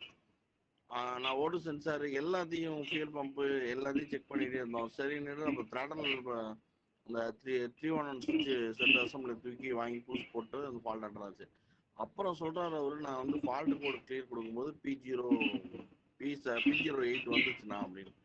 ஏன் சொல்கிறது இல்லையா அப்படின்னு. இல்லை அது நான் மறந்துட்டேன் அப்படிங்கிறேன். நம்ம எப்பயுமே ஏற்கனவே இந்த மாதிரி வாகனங்கள்ல அவங்க ஏதாவது செஞ்சுருக்காங்களா, நண்பர்கள் எதாவது தொந்தரவு வந்ததை வந்து ஃபால்ட் ரிட்டர்ன் பண்ணியிருக்காங்களான்னு தெரியாம நம்ம போட்டு குழப்பிக்காம ஃபால்ட்டை வந்து அட்டன் பண்ணணும் அப்படிங்கிறது இன்னும் கத்துக்கிட்ட தகவல் இன்னைக்கு. அவ்வளோதான். நன்றி. நன்றிண்ணே நன்றிண்ணே. அடுத்து ஒரு வீடியோ போட்டிருக்கிறேன் மதியானம் மேல.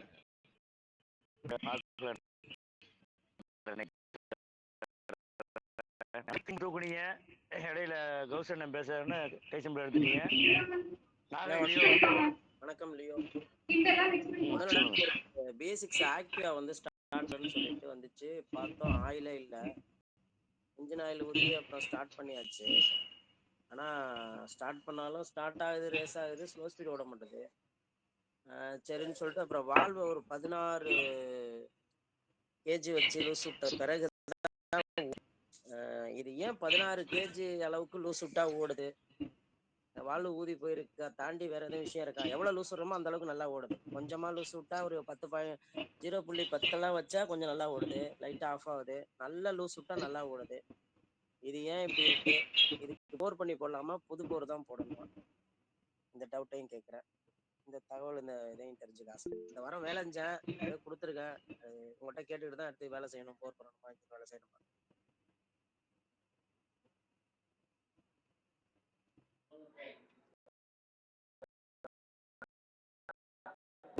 வாரீங்களா இல்ல கேள்வியா வைக்கிறீங்களா?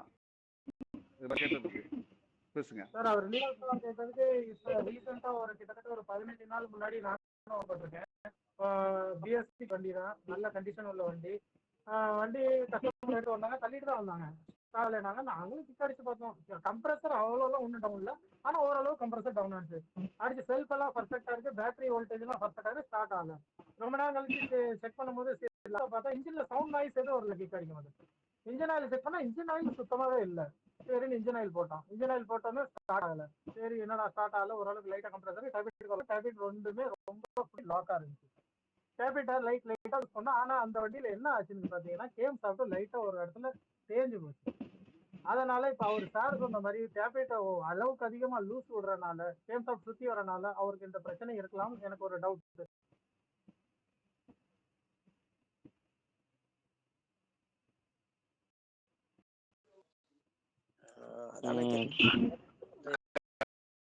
கனகராஜன் இதுக்கு பதில் சொல்லுங்கண்ணே. இதுக்கு நாகை லீவுக்கு பதில் சொல்லுங்கண்ணே. இன்லெட் வால்வ் லூஸ் பண்ணாரா, எக்ஸாஸ்ட் வால்வ் லூஸ் பண்ணாரா? முதல்ல ஒண்ணு லூஸ் விட்டேன், சுமாரா தான் ஓடுச்சு. முதல்ல அவுட்லெட் தான் சார். இல்ல ஒண்ணு இல்ல இன்லெட் கேள்வி முதல்ல எக்ஸாஸ்ட் பண்ணீங்களா? சரி சரி. எக்ஸாஸ்ட் வந்து எவ்வளவு லூஸ் பண்ண உங்களுக்கு கிளியரன்ஸ் வந்து பண்ண வண்டி ஸ்டார்ட் ஆகுது? கொஞ்சம் ஸ்டார்ட் பண்ண மாதிரி வந்துச்சு, திருப்பி டவுட். அப்புறம் நான் இன்லெட்டையும் விட்டுட்டு தான் ஸ்டார்ட் பண்ணேன். ரெண்டுமே நல்லா லூஸ் விட்டுட்டு தான் ஸ்டார்ட். ஆக்டிவ் ப்ரொசீஜரா வந்து பாத்தீங்கன்னா உங்களுக்கு 0.8 இன்லெட்டும் எக்ஸாஸ்ட் வந்து 0.25 வரும் உங்களுக்கு வால்வ் கிளியரன்ஸ். இதுல வந்து உங்களுக்கு வந்து பாத்தீங்கன்னா அநேகமா உங்களுக்கு வந்து வால்வ் கைடு உள்ள சீட்டிங்லாம் அதுல வந்து கம்மியானதால உங்களுக்கு இந்த ப்ராப்ளம் இருந்திருக்கு. சக்தி சார் சொன்ன மாதிரி இதுல வந்து கேம் லூபோட டயா தேயும் போது மட்டும் இது மாதிரி உங்களுக்கு லூஸ் பண்ண வண்டி ஆகும். வண்டியில செல்ஃப் ஸ்டார்ட் ஆயிடுச்சுங்களா? செல்ஃப் லூஸ் பண்ணவொன்னே கரெக்ட் ஆயிடுச்சு. ஆனா இதுக்கு முன்னாடி நீங்க அந்த லூஸ் பண்றதுக்கு முன்னாடி கிக் ஸ்டார்ட் பண்ணி பாத்தீங்களா? ஆமா, நீங்க வந்து அந்த டைம்ல இருக்கும்போது கிக் ஸ்டார்ட் பண்ணி பாருங்க. ஒரு சில வண்டி ஒரு 5-6 கிக்ல ஸ்டார்ட் ஆயிடும், ஆனா செல்ஃப் ஸ்டார்ட் ஆகாது. நீங்க லூஸ் பண்ண பாத்தீங்கன்னா ஈவன் கிக் ஸ்டார்ட் உடனே ஸ்டார்ட் ஆகிற மாதிரி இருக்கும், செல்ஃப் வந்து கொஞ்சம் சுத்தி எடுக்கும். இது மாதிரி ப்ராப்ளம் நம்மளுக்கு வருது, ஆயில் இல்லாத போது வருது அப்படின்னு நீங்க வண்டியோட மேக்னெட் கவர், இது எந்த வண்டியா இருந்தாலும் பரவாயில்ல, மேக்னெட் கவர் கழட்டினால வண்டி உங்களுக்கு 90 டிகிரி ரிவர்ஸ் அடிச்சுட்டு தான் அப்படியே ஃபார்வர்ட் ஆகும். அப்போ வந்து ஒரு சில வண்டிகள் இது மாதிரி மாற்றங்கள் எதனா இருக்குதுன்னா உங்களுக்கு 90 டிகிரி ரிவர்ஸ் ஆகிறதுக்கு முன்னாடி பார்த்தீங்கன்னா ரிவர்ஸ்லேயே ஓடிட்டு இருக்க மேக்னெட். அப்பயும் நம்ம தெரிஞ்சுக்கலாம் வால்வ் லூப்லையோ கேம் லூப்லையோ ஏதோ ப்ராப்ளம் இருக்குன்னு நம்ம தெரிஞ்சுக்கலாம். அதனால இது மாதிரி ப்ராப்ளம் வரும்போது வந்து மேக்னெட் ரொட்டேஷன் நம்ம மெயினாக கவனிக்கணும். டிகிரி சுத்திட்டே இருக்கும், அதாவது ரிவர்ஸ்லேயே சுற்றிக்கிட்டு இருக்கும். அதை வந்து மெயினாக நம்ம கவனிக்கணும். 90 டிகிரி அடிச்சுட்டு கரெக்டாக நார்மலாக வந்து ஃபார்வர்டு வந்துச்சு அப்படின்னாலே உங்களுக்கு வந்து இருக்குன்னு அர்த்தம். இது சுற்றிக்கிட்டே இருக்கும்போது வந்து நீங்கள் அந்த டைமில் வால்வ் நீங்கள் யூஸ் பண்ணி பாருங்க, உங்களுக்கு இது வந்து கரெக்டாக 90 டிகிரி ரிவர்ஸ் அடிச்சுட்டு கரெக்டாக உங்களுக்கு ஃபார்வர்ட் ஆகும். அப்போ மேக்ஸிமம் இதில் வந்து பார்த்தீங்கன்னா உங்களுக்கு வால்வ் கேம் ஷாஃப்ட் லூப் தான் வந்து தேஞ்சிருக்கு உங்களுக்கு. இது வந்து வால்வ் வாங்கி போடுங்க.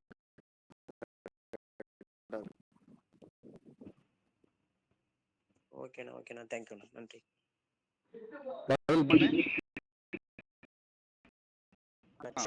சந்தேகம் தீர்ந்ததுலையோ? Okay okay okay okay. Sakthivel sir, இல்ல கனகராஜ் சார், இந்த படத்தை அப்படியே எக்ஸ்பிளைன் பண்ணிருங்களேன். நீங்க அப்படியே எக்ஸ்பிளைன் பண்ணிருங்க. ஏன்னா இன்னைக்கு நம்ம எடுத்த டாபிக்கே வந்து ஃபியூல் பம்ப் ப்ரெஷர் தான். ஒரு அருமையான படம் வந்து போட்டிருக்கீங்க. எக்ஸ்பிளைன் பண்ணா நல்லா இருக்கும். இப்போ வந்து நம்ம வந்து ஒரு ப்ரெஷர் கேஜ் வச்சு போட்டு செக் பண்றோம் அப்படின்னாலே ஃபர்ஸ்ட் வந்து நம்ம ப்ரெஷர் கேஜ் எல்லாம் வச்சு செக் பண்ணிட்டு இன்ஜினேஷன் வந்து 3 டைம்ஸ் நீங்க ஆன் ஆஃப் பண்ணி பார்த்தீங்கன்னாலே உங்களுக்கு கரெக்டான கிலோ பஸ் 300 கிலோ பஸ்னா 300 வந்து நிற்கும். இப்போ நான் வந்து ஹோண்டால சொல்றேன் 300 வந்து நிற்கும். அப்போ அதே நீங்க ஸ்டார்ட் 280 வந்து நிற்கும். இன்ஜினேஷன் 3 டைம்ஸ் ஆன் பண்ணும்போது 280 நிற்கும். வண்டி ஸ்டார்ட் ஆன பிறகு பார்த்தீங்கன்னா 300 கிலோ பஸ் கிட்ட வந்து நிற்கும். இதுதான் வந்து ஒரு கான்ஸ்டன்ட் ப்ரொசீஜர். இது வந்து கரெக்டா இருக்கு இல்லைன்றது இதுதான். 280 ஸ்டார்ட் பண்றதுக்கு முன்னாடி 280 ஸ்டார்ட் ஆன பிறகு வந்து 300 கிட்ட வந்து நிற்கும். இதுவே வந்து நம்ம இன்ஜினேஷன் 3 டைம்ஸ் ஆன் ஆஃப் பண்ணி பார்க்கும்போது 250 இது மாதிரி இருந்ததுன்னா எங்கே ப்ரெஷர் லாஸ் ஆகுதுன்றதை நம்ம தெரிஞ்சுக்கலாம். ஸ்டார்ட் பண்ணும்போது வந்து பார்த்தீங்கன்னா உங்களுக்கு 280 அப்படி இருக்கும். அப்போ அந்த டைம்ல என்ன வண்டி வந்து ஒரு மந்தமான நிலை இருக்கும். ஆனால் வண்டி கரெக்டாக இருக்கும். இது வந்து எப்போ உங்களுக்கு தெரியும் பார்த்தீங்கன்னா ஹையர் ஸ்பீட், அதாவது வண்டி ஒரு 70-80 ஸ்பீட்ல போகும்போது ஒரு மந்த நிலையை தெரியும். வண்டியில் ஒரு பவர் இருக்காது, பவர் லாஸ் தெரியும் அந்த டைம்ல. அப்போ மேக்ஸிமம் வந்து இந்த ஃபியூல் ப்ரெஷர் கேஜுக்கு வந்து போர்டு பார்க்கும்போது ஃபர்ஸ்ட் 3 டைம்ஸ் ஆன் ஆஃப் பண்ணி பாருங்க. பண்ணி பார்க்கும்போது அது உங்களுக்கு கேஜோட அளவு தெரியும். அதுக்கப்புறம் நீங்க ஸ்டார்ட் பண்ணி பார்க்கலாம். ஒரு வாட்டி நீங்க ஒரு வண்டியில பண்ணிக்கிட்டு இது எப்படி இருக்கு கரெக்டாக செக் பண்ணிட்டு ஒரே இது மாதிரி செக் பண்ணி பார்க்கணும். அதே மாதிரி ஒரு சில வண்டிகளை வந்து கொடுத்துருப்பாங்க, ப்ரெஷரும் இங்கே செக் பண்ணி பார்க்கணும். அப்போ வந்து நம்மளுக்கு ப்ரெஷர் கேஜ்லயும் நமக்கு டவுட்டா இருக்கு, உங்களுக்கு கரெக்டா இருக்கா தவறா இருக்கான்னு உங்களுக்கு ஒரு மேட்ச் தெரியுது அப்படின்னா ஃபியூல் டெலிவரி நம்ம செக் பண்ணி பார்க்கணும். இப்போ பல்சர் சொல்லியிருந்தாரு 180 ml வந்து ஒரு டெலிவரிக்கு வந்து 10 செகண்ட் வந்துச்சு அப்படின்னாலே அப்போ ஃபியூல் டெலிவரி ப்ரெஷர் கரெக்டாக வந்துட்டு இருக்குன்னு அர்த்தம் வெளியே. அப்போ நம்ம இந்த ரீசைக்ளிங் பண்ணி பார்க்கும்போது உங்களுக்கு கரெக்டாக இருந்துச்சு, அதில் நம்ம மிஸ்மேட்ச் ஆகுதுனால நம்ம அரேஞ்ச்மெண்ட் பண்ணி போட்டுக்கலாம். இதுல உங்களுக்கு ப்ரெஷர் டெலிவரி 180 கீழே கம்மியா வருது அப்படின்னாலும் எங்கேயும் ப்ரெஷர் லாஸ் ஆகாது. நம்ம மேலே போட்டிருக்க இமேஜில் வந்து பார்த்தீங்கன்னா ப்ரெஷர் ரெகுலேட்டர் போட்டுருக்கோம். உங்க ப்ரெஷர் வந்து லாஸ் ஆகுதுன்னு அர்த்தம். அப்போ மேக்ஸிமம் வந்து இதுல உங்களுக்கு டெலிவரி நம்ம செக் பண்ணிக்கணும். அதே மாதிரி வந்து ப்ரெஷர் கேஜ் போட்டு நீங்க ரெண்டுமே செக் பண்ணா மட்டும்தான் இதை வந்து நம்ம தெரிஞ்சுக்க முடியும். இது வந்து ஒரு தயாரிப்பாளர் வந்து ப்ரெஷர் கிலோ பர்சன் கொடுத்துருப்பாங்க, அளவும் கொடுத்துருப்பாங்க, ஃபியூல் டெலிவரி அளவும் கொடுத்துருப்பாங்க. அதனால நம்ம எந்த ஒரு வண்டி வந்தாலும் ஃபியூல் அளவு டெலிவரி தெரிஞ்சது. இப்போ ஜூபிட்டர்லாம் வந்து பார்த்தீங்கன்னா 50 ml வரணும். 3 டைம்ஸ் பண்ணினா 150 ml வரணும். இந்த 150 ml உங்களுக்கு 140 வந்துச்சு அப்படின்னு ஃபியூல் டெலிவரி எங்கே லாஸ் ஆனால் வண்டி கரெக்டாக ஸ்டார்ட் ஆகும், உங்களுக்கு வண்டி போகும். இப்போ சப்போஸ் நீங்கள் அந்த ஜூபிட்டர்ல வந்து ஒரு ஃபியூல் பம்ப் மாறீங்க, கான்டினென்டல்ல இருந்து கெகின் வாங்கி போறீங்க அப்படின்னா ஒரு சில வண்டி ஸ்டார்ட் ஆகுது, ஒரு சில வண்டி ஸ்டார்ட் ஆக மாட்டேங்குது. ஒரு சில வண்டி ஸ்டார்ட் ஆகிற வண்டி என்ன ப்ராப்ளம் பார்த்தீங்கன்னா வண்டி ஸ்டார்ட் ஆகும் ரேஸ் கொடுத்தா ஆகும். ஆனால் அந்த வண்டிக்கு வந்து ஃபிளாஷ் பண்ண வேண்டியதாக இருக்கும் ஃபியூல் பம்ப். ஆனால் அதே வண்டி நீங்கள் வந்து ஒரு பாடி கிரவுண்ட் கொடுத்து பாருங்க, வண்டி பக்கம் ஸ்டார்ட் ஆகிடும். இது எதனாலன்னா இந்த ஃபியூல் பம்புக்கு அதுக்கு உண்டான சாஃப்ட்வேர் வந்து அந்த ஜூபிட்டர்லாம் கொடுத்துருக்காங்க, டிவிஎஸ் குரூப்லாம் வந்து சாஃப்ட்வேர் கொடுத்துருக்காங்க. இது எந்தெந்த தயாரிப்பில் கொடுத்துருக்காங்கன்றதை நம்ம தெரிஞ்சு வச்சுக்கணும். இப்போ இதுக்கெல்லாம் வந்து கிடையாது, ஹோண்டா ஹீரோக்கெல்லாம் வந்து பார்த்தீங்கன்னா சாஃப்ட்வேர் கிடையாது. அப்போ வந்து இதெல்லாம் வந்து அந்தந்த வண்டிகளுக்கு எந்தெந்த வண்டிக்கு சாஃப்ட்வேர் கொடுத்துருக்காங்க, எந்தெந்த வண்டிக்கு எவ்வளோ டெலிவரி வெளியே தெரிஞ்சு வச்சுக்கணும். அப்புறம் கிலோ பர்சன் நம்ம தெரிஞ்சு வச்சுக்கணும். இதெல்லாம் ஒரு ஃபியூல் பம்பை வந்து நம்ம அட்டெண்ட் பண்ணலாம் ஈஸியா. நன்றி.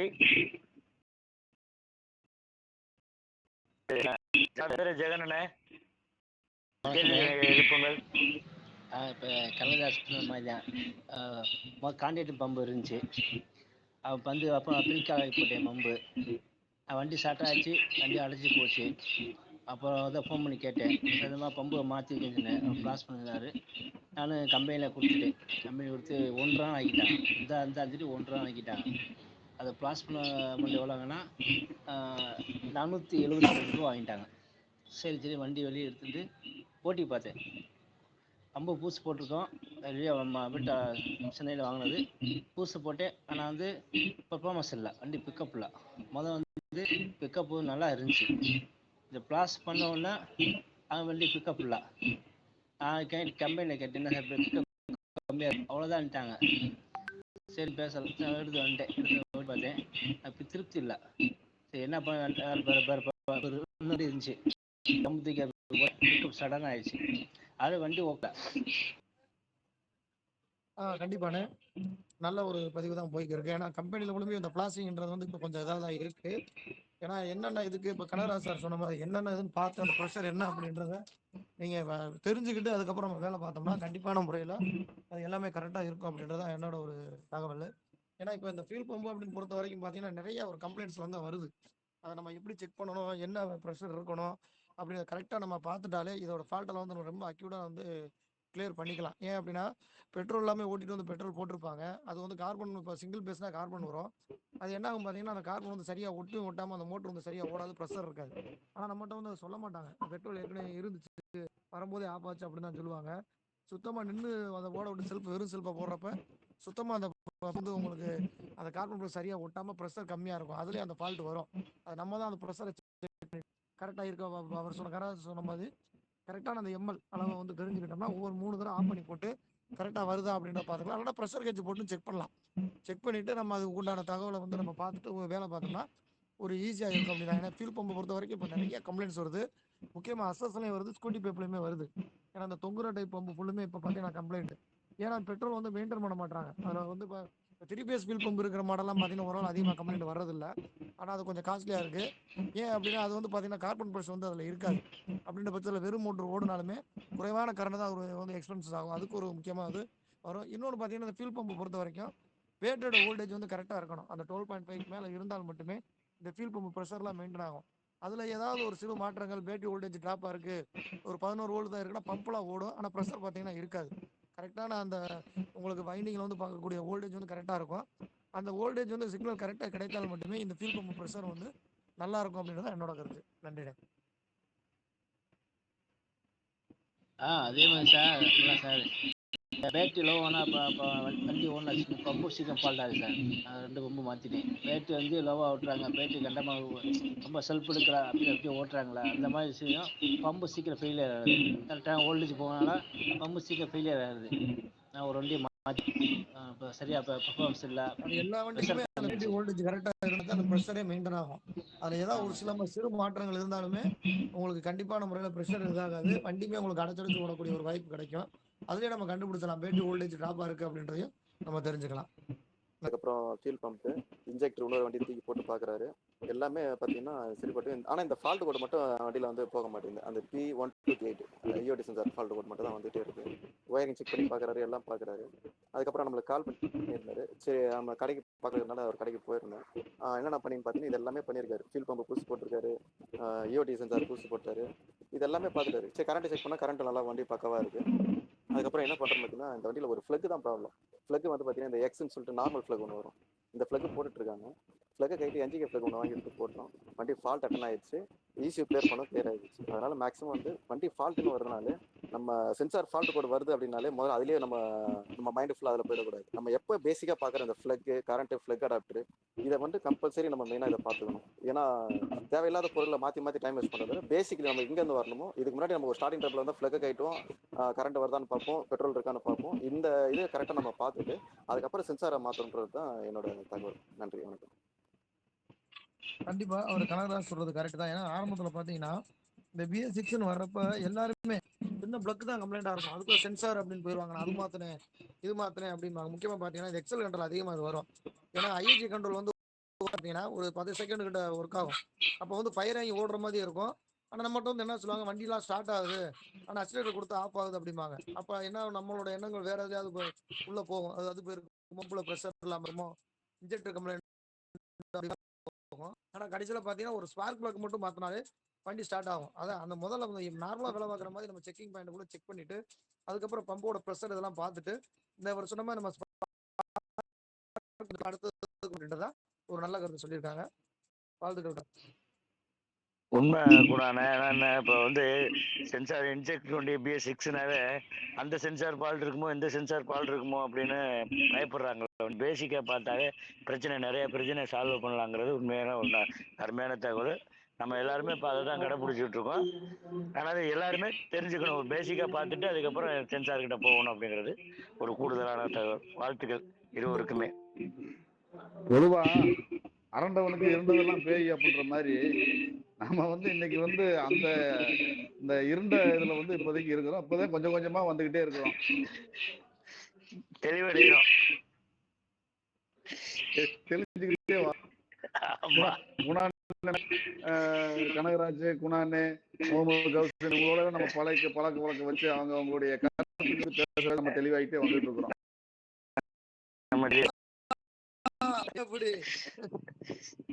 உண்மைதானே சொல்றாரு. என்ன உருட்டுனே அது ரைட் ரைட்டு. உங்களுக்கு முன்னாடி தானே உருட்டி ஆகணும், வேற என்ன பண்றது? நாங்களாம் அப்படிதானே ஏன் கொண்டாண்ணே. இல்ல இல்ல அதாவது பேச வர்றாரு. இல்ல அதாவது ஒன்னொன்னு பேசத்தான் அதுல இருக்கிற ஒரு ஆழத்தை கண்டுபிடிக்க முடியும். அந்த மாதிரி இப்படி எல்லாம் வந்து பரிமாற்றங்கள் இருந்தா மட்டும்தான் இந்த தொழில வந்து ஜெயிக்க முடியும். சரி ரைட்டு.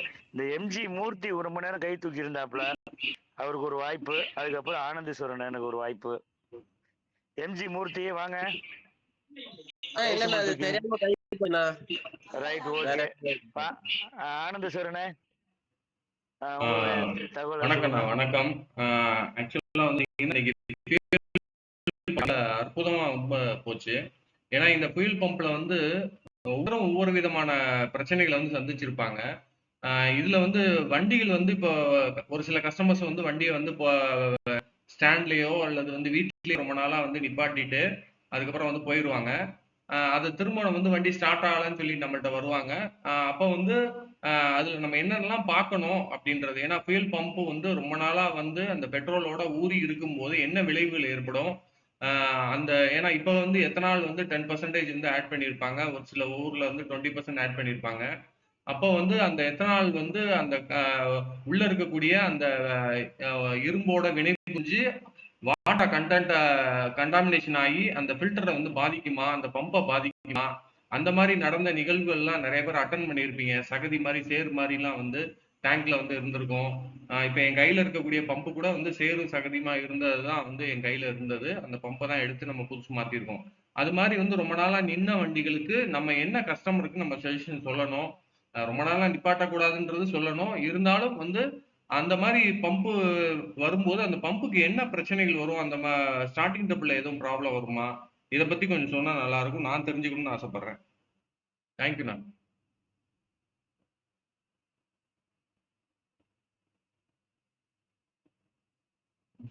சொல்லுங்க சக்தி, எனக்கு சொல்லணும்.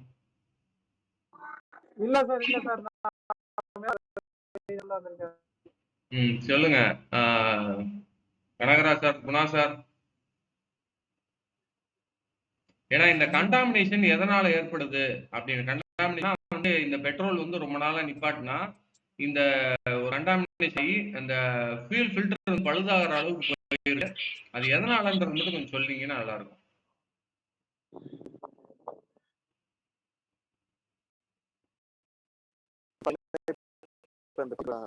இப்ப மிக்ஸ் பண்ண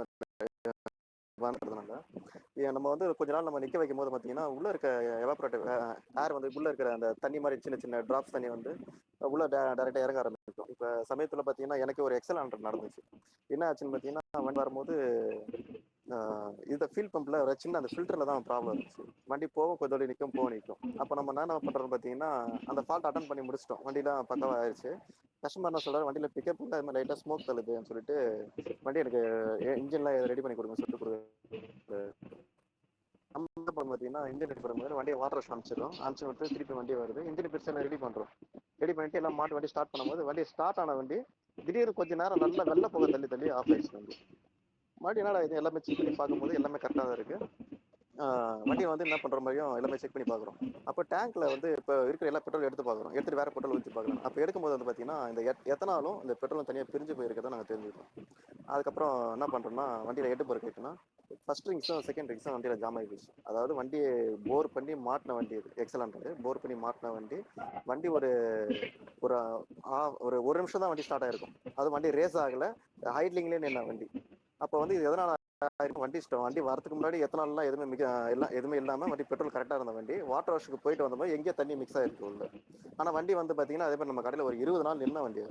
அப்ப என்ன ஆகுதுன்னா டேங்க் உள்ள இருக்கிற எவாபரேட்டோ இல்ல வாட்டர் வாஷ் பண்ண மாதிரி தண்ணி ஏதோ ஒன்று உள்ள போயிருக்கு. அப்ப என்ன ஆகுதுன்னா எத்தனாலும் பெட்ரோல் தனியா பிரிஞ்சிருச்சு.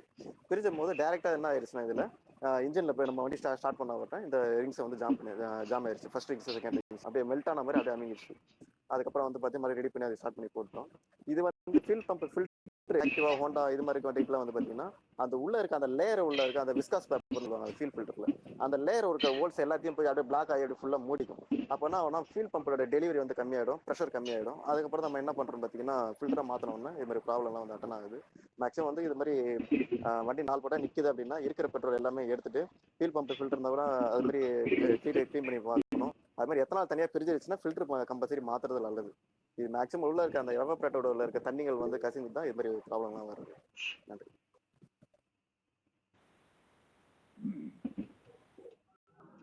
சார் சார் ஜூபிட்டருக்கு இந்த ஃபியூல் ஃபில்டர் தனியா கிடைக்குதா சார்? இங்க வந்து கிடைக்க மாட்டேங்குது அந்த ஸ்டைனான சொல்லுங்க. ஏன்னா அது வித்தியாசமான ஒரு லாக் போட்டு லாக் பண்ணி வச்சிருக்காங்க. அது ஃபைபரோட ஸ்டீல் மோட்டரோட. அது இங்க நார்மலா சார் ஒரிஜினல் இல்லை சார். இது இங்க நார்மல் குவாலிட்டியில கொஞ்சம் கிடைக்குது. ஒரிஜினல் இது வரைக்கும் ஒன்றும் கொடுக்கல, செட்டு தான் கொடுத்துருக்காங்க. பல்சர்ல ஒன்றா வருது ஃபில் ஃபில்டரு இதெல்லாம் வந்துட்டு இருக்கு. நீங்க நார்மல்ல ஒன்றா உங்களுக்கு எல்லா வண்டிக்கும் கிடைக்குது fill filter. Okay okay.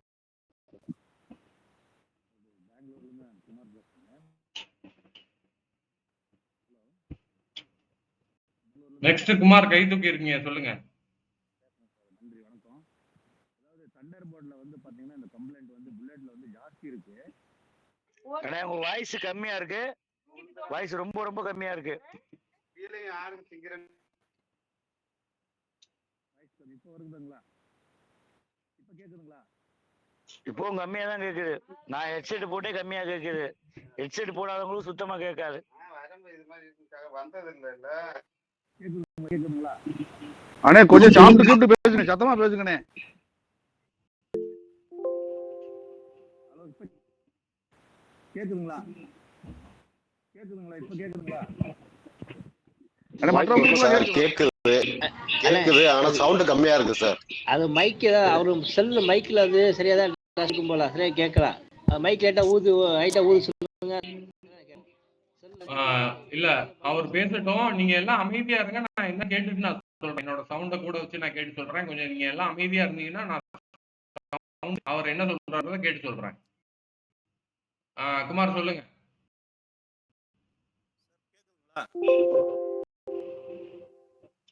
Sir கேக்குதுங்களா? கேக்குதுமா, சொல்லுங்கம்மா. சரிங்க. அதாவது தண்டர் போர்ட்ல வந்து பாத்தீங்கன்னா ஜாஸ்தி கம்ப்ளைண்ட் வருது. புல்லட்ல தான் இந்த கம்ப்ளைண்ட் வந்து ஜாஸ்தி வர்றது. வேற வண்டியில நான் பார்த்த வரைக்கும் அவ்வளவு ஒன்றும் கம்ப்ளைண்ட் இல்லை. அந்த மோட்டர்ல வந்து பாத்தீங்கன்னாக்கா தண்ணி பெட்ரோல் கம்மியா வச்சு ஓட்டுறது ஒண்ணு. அப்புறமா ரொம்ப நாள் வண்டி ஓட்டாத புல்லட் பாத்தீங்கன்னா, புல்லட்டை பொறுத்த வரைக்கும் வந்து ரெகுலரா கொஞ்சம் யூஸ் பண்றது கம்மி. கொஞ்சம் ரேரா அந்த வீக்கெண்ட்ல வந்து சாட்டர்டே சண்டே அந்த மாதிரி ஓட்டுவாங்க. அந்த மாதிரி டைம்ல வந்து பெட்ரோல் வந்து கம்மியா வச்சிருக்கிறவங்களுக்கு வந்து உள்ள வந்து அந்த மோட்டர்ல வந்து ஒரு மாதிரி ரெஸ்ட் மாதிரி படிவம் படிஞ்சிடுது. ஸோ அந்த விசை, அதாவது அந்த மோட்டர் ஸ்பீடு வந்து ஃப்ளோயிங் கம்மியா வருது ஒண்ணு. நான் ஏற்கனவே ஒரு தடவை வந்து முத்துவேல் அண்ணன்கிட்ட கேட்டேன். அவர் வந்து உள்ள வந்து நான் ரிட்டர்ன் வால்க்கு வந்து ஸ்ப்ரிங் வருது, அதை இழுத்துட்டு போடுங்க அப்படின்னு சொல்லியிருந்தாரு. அதெல்லாம் ஒண்ணும் இல்லை. அது அப்புறம் ரெண்டாவது வந்து இப்போ வந்து அந்தமான் சக்திவேலன் கேட்டிருந்தாரு, ஃபில்டர் செப்பரேட்டா கிடைக்குதா அப்படின்னு சொல்லி கேட்டிருந்தாரு. கனகராஜ் அண்ணன் சொல்லியிருந்தாரு அதுல வந்து லோக்கல் ஃபில்டர் கிடைக்குதா அப்படின்னு சொல்லிட்டு. ஆனா வந்து இப்ப நான் பெங்களூர்ல பொறுத்த வரைக்கும் நான் வந்து அந்த ஃபில்டர் வந்து செப்பரேட்டா கிடைக்கிறதே இல்லை. ஆன்லைன்ல வந்து நான் வந்து ஒரு ஆர்டர் பண்ணி வெறும் மோட்டர் மாத்திரம் வாங்கி அந்த வண்டிக்கு போட்ட உடனே பர்ஃபெக்டா ஆயிடுச்சு. வண்டியில என்ன கம்ப்ளைண்ட் இருந்துச்சுன்னு அப்படின்னு சொல்லி பாத்தீங்கன்னா, வண்டி ஸ்டார்ட் ஆகும், ஆக்சிலேட்டர் கொடுத்த உடனே அப்படி பட்டுன்னு ஆஃப் ஆயிடும். கொஞ்சம் ரைஸ் ரொம்ப பலவந்தம் பண்ணி நம்ம ஆக்சிலேட்டர் கொடுத்தோம் அப்படின்னு சொன்னா ரைஸ் ஆகும். ஆனா வண்டி ஓட்டவே முடியாது. அப்படியே கஷ்டப்பட்டுட்டு நம்ம ஓட்டுறதுனாலும் ரொம்ப அப்படியே அடிச்சு அந்த மாதிரி போகும். நாங்க என்ன பார்த்தோம், எடுத்து எல்லாத்தையும் கழுவி எல்லாம் போட்டு வேற புது பெட்ரோல் போட்டு எல்லாமே கம்ப்ளீட்டா எல்லாம் ஒரு பக்கமா செக் பண்ணி பார்த்துட்டோம். கடைசியில வந்து என்னன்னா, செல்ஃப் மோட்டர்ல வந்து எப்படி வந்து செல்ஃப் மோட்டர்ல வந்து ஆர்மிச்சர் வந்து லோயா இருந்தா பெட்ரோல் வந்து சப்ளை எப்படி கம்மியாகுதோ, அதே மாதிரி வந்து செல்ஃப் இதுல பெட்ரோல் டேங்க்ல இருக்கிற மோட்டர்லயும் வந்து அந்த ஆர்மிச்சர்ல இருக்கக்கூடிய ஒரு படிமானம், அதாவது அந்த டஸ்ட் தண்ணியில வரக்கூடிய ரஸ்ட் போய் ஒரு கோட்டிங் ஆயிடுது. கோட்டிங் ஆன உடனே இவ்வளவுதான் திரும்பணும் அப்படின்னு சொல்லி திரும்புறது இல்லை, கம்மியா திரும்புறதுனால பெட்ரோல் டெலிவரி கம்மியாகுது. ஸோ நான் என்ன சொல்ல வரேன் அப்படின்னா, ஒரு 2 சர்வீஸ் 3 சர்வீஸ் ஒரு பெட்ரோல் டேங்க்ல இருக்கக்கூடிய அந்த மோட்டரை கழட்டி அந்த ஃபில்டர் சுத்தமா கிளீன் பண்ணி போட்டுட்டோம்னா கஸ்டமருக்கும் தொந்தரவு, நாமளும் ரொம்ப தலைக்கெடுத்துக்க வேண்டிய அவசியம் இல்லை. ஸோ இதுதான் நான் சொல்ல வந்தேன். Okay, thank you. நீங்க பேசாதீங்க, கொஞ்சம் அமைதியா இருங்க. அவர் பேசுனது கேட்டுச்சா? நான் சொல்லணுமா என்னன்றது சொல்லுங்க. கேட்டுச்சு. அப்ப என் வேலை மிச்சம். ஓகே, சொல்லுங்க சிங்காரண்ணா, நீங்களே சொல்லிருங்க அவர் என்ன சொன்னாரு. சரி, இப்ப நானே சொல்லிடுறேன். நான் வாங்கி இருக்கிற விஷயம் வந்து சிங்காரண்ணை உள்வாங்கினது எப்படின்றது, ஏன்னா விட்டு போனதை நீங்க சொல்லிருங்க. ஆக்சுவலா வந்து ரொம்ப நாளா நின்று வச்சிருக்கிற வண்டி, உதாரணத்துக்கு வந்து ராயல் என்ஃபீல்டு, தண்டர் போல்ட், இதெல்லாம் வந்து இப்போ எப்பயாவது ஒரு தடவை யூஸ் பண்ற கஸ்டமர்ஸ் எல்லாம் இருப்பாங்க. அந்த மாதிரி வாகனங்கள் எல்லாம் வந்து பாத்தீங்க அப்படின்னா இந்த டேங்க்ல வந்து அந்த அடியில வந்து செடிமெண்டேஷன் வந்து ஆகும். அந்த செடிமெண்டேஷன்ல வந்து மெயினா வந்து பாத்தீங்கன்னா அந்த மோட்டருக்கு உள்ள போய் இந்த தண்ணியா இருக்கட்டும், இந்த சின்ன சின்ன டஸ்ட், இந்த டேங்க்ல நம்ம பெட்ரோல் போடும்போது வரக்கூடிய அந்த டஸ்ட் எல்லாமே வந்து அந்த பம்புக்குள்ள அந்த ஃபில்டரையும் தாண்டி உள்ள போய் அந்த ரொட்டேஷனை பாதிக்கிறதுனால அதோட டெலிவரி ப்ரெஷர் குறைஞ்சு வண்டியிலையும் கொஞ்சம் பெர்ஃபார்மன்ஸ் வந்து மாறுது.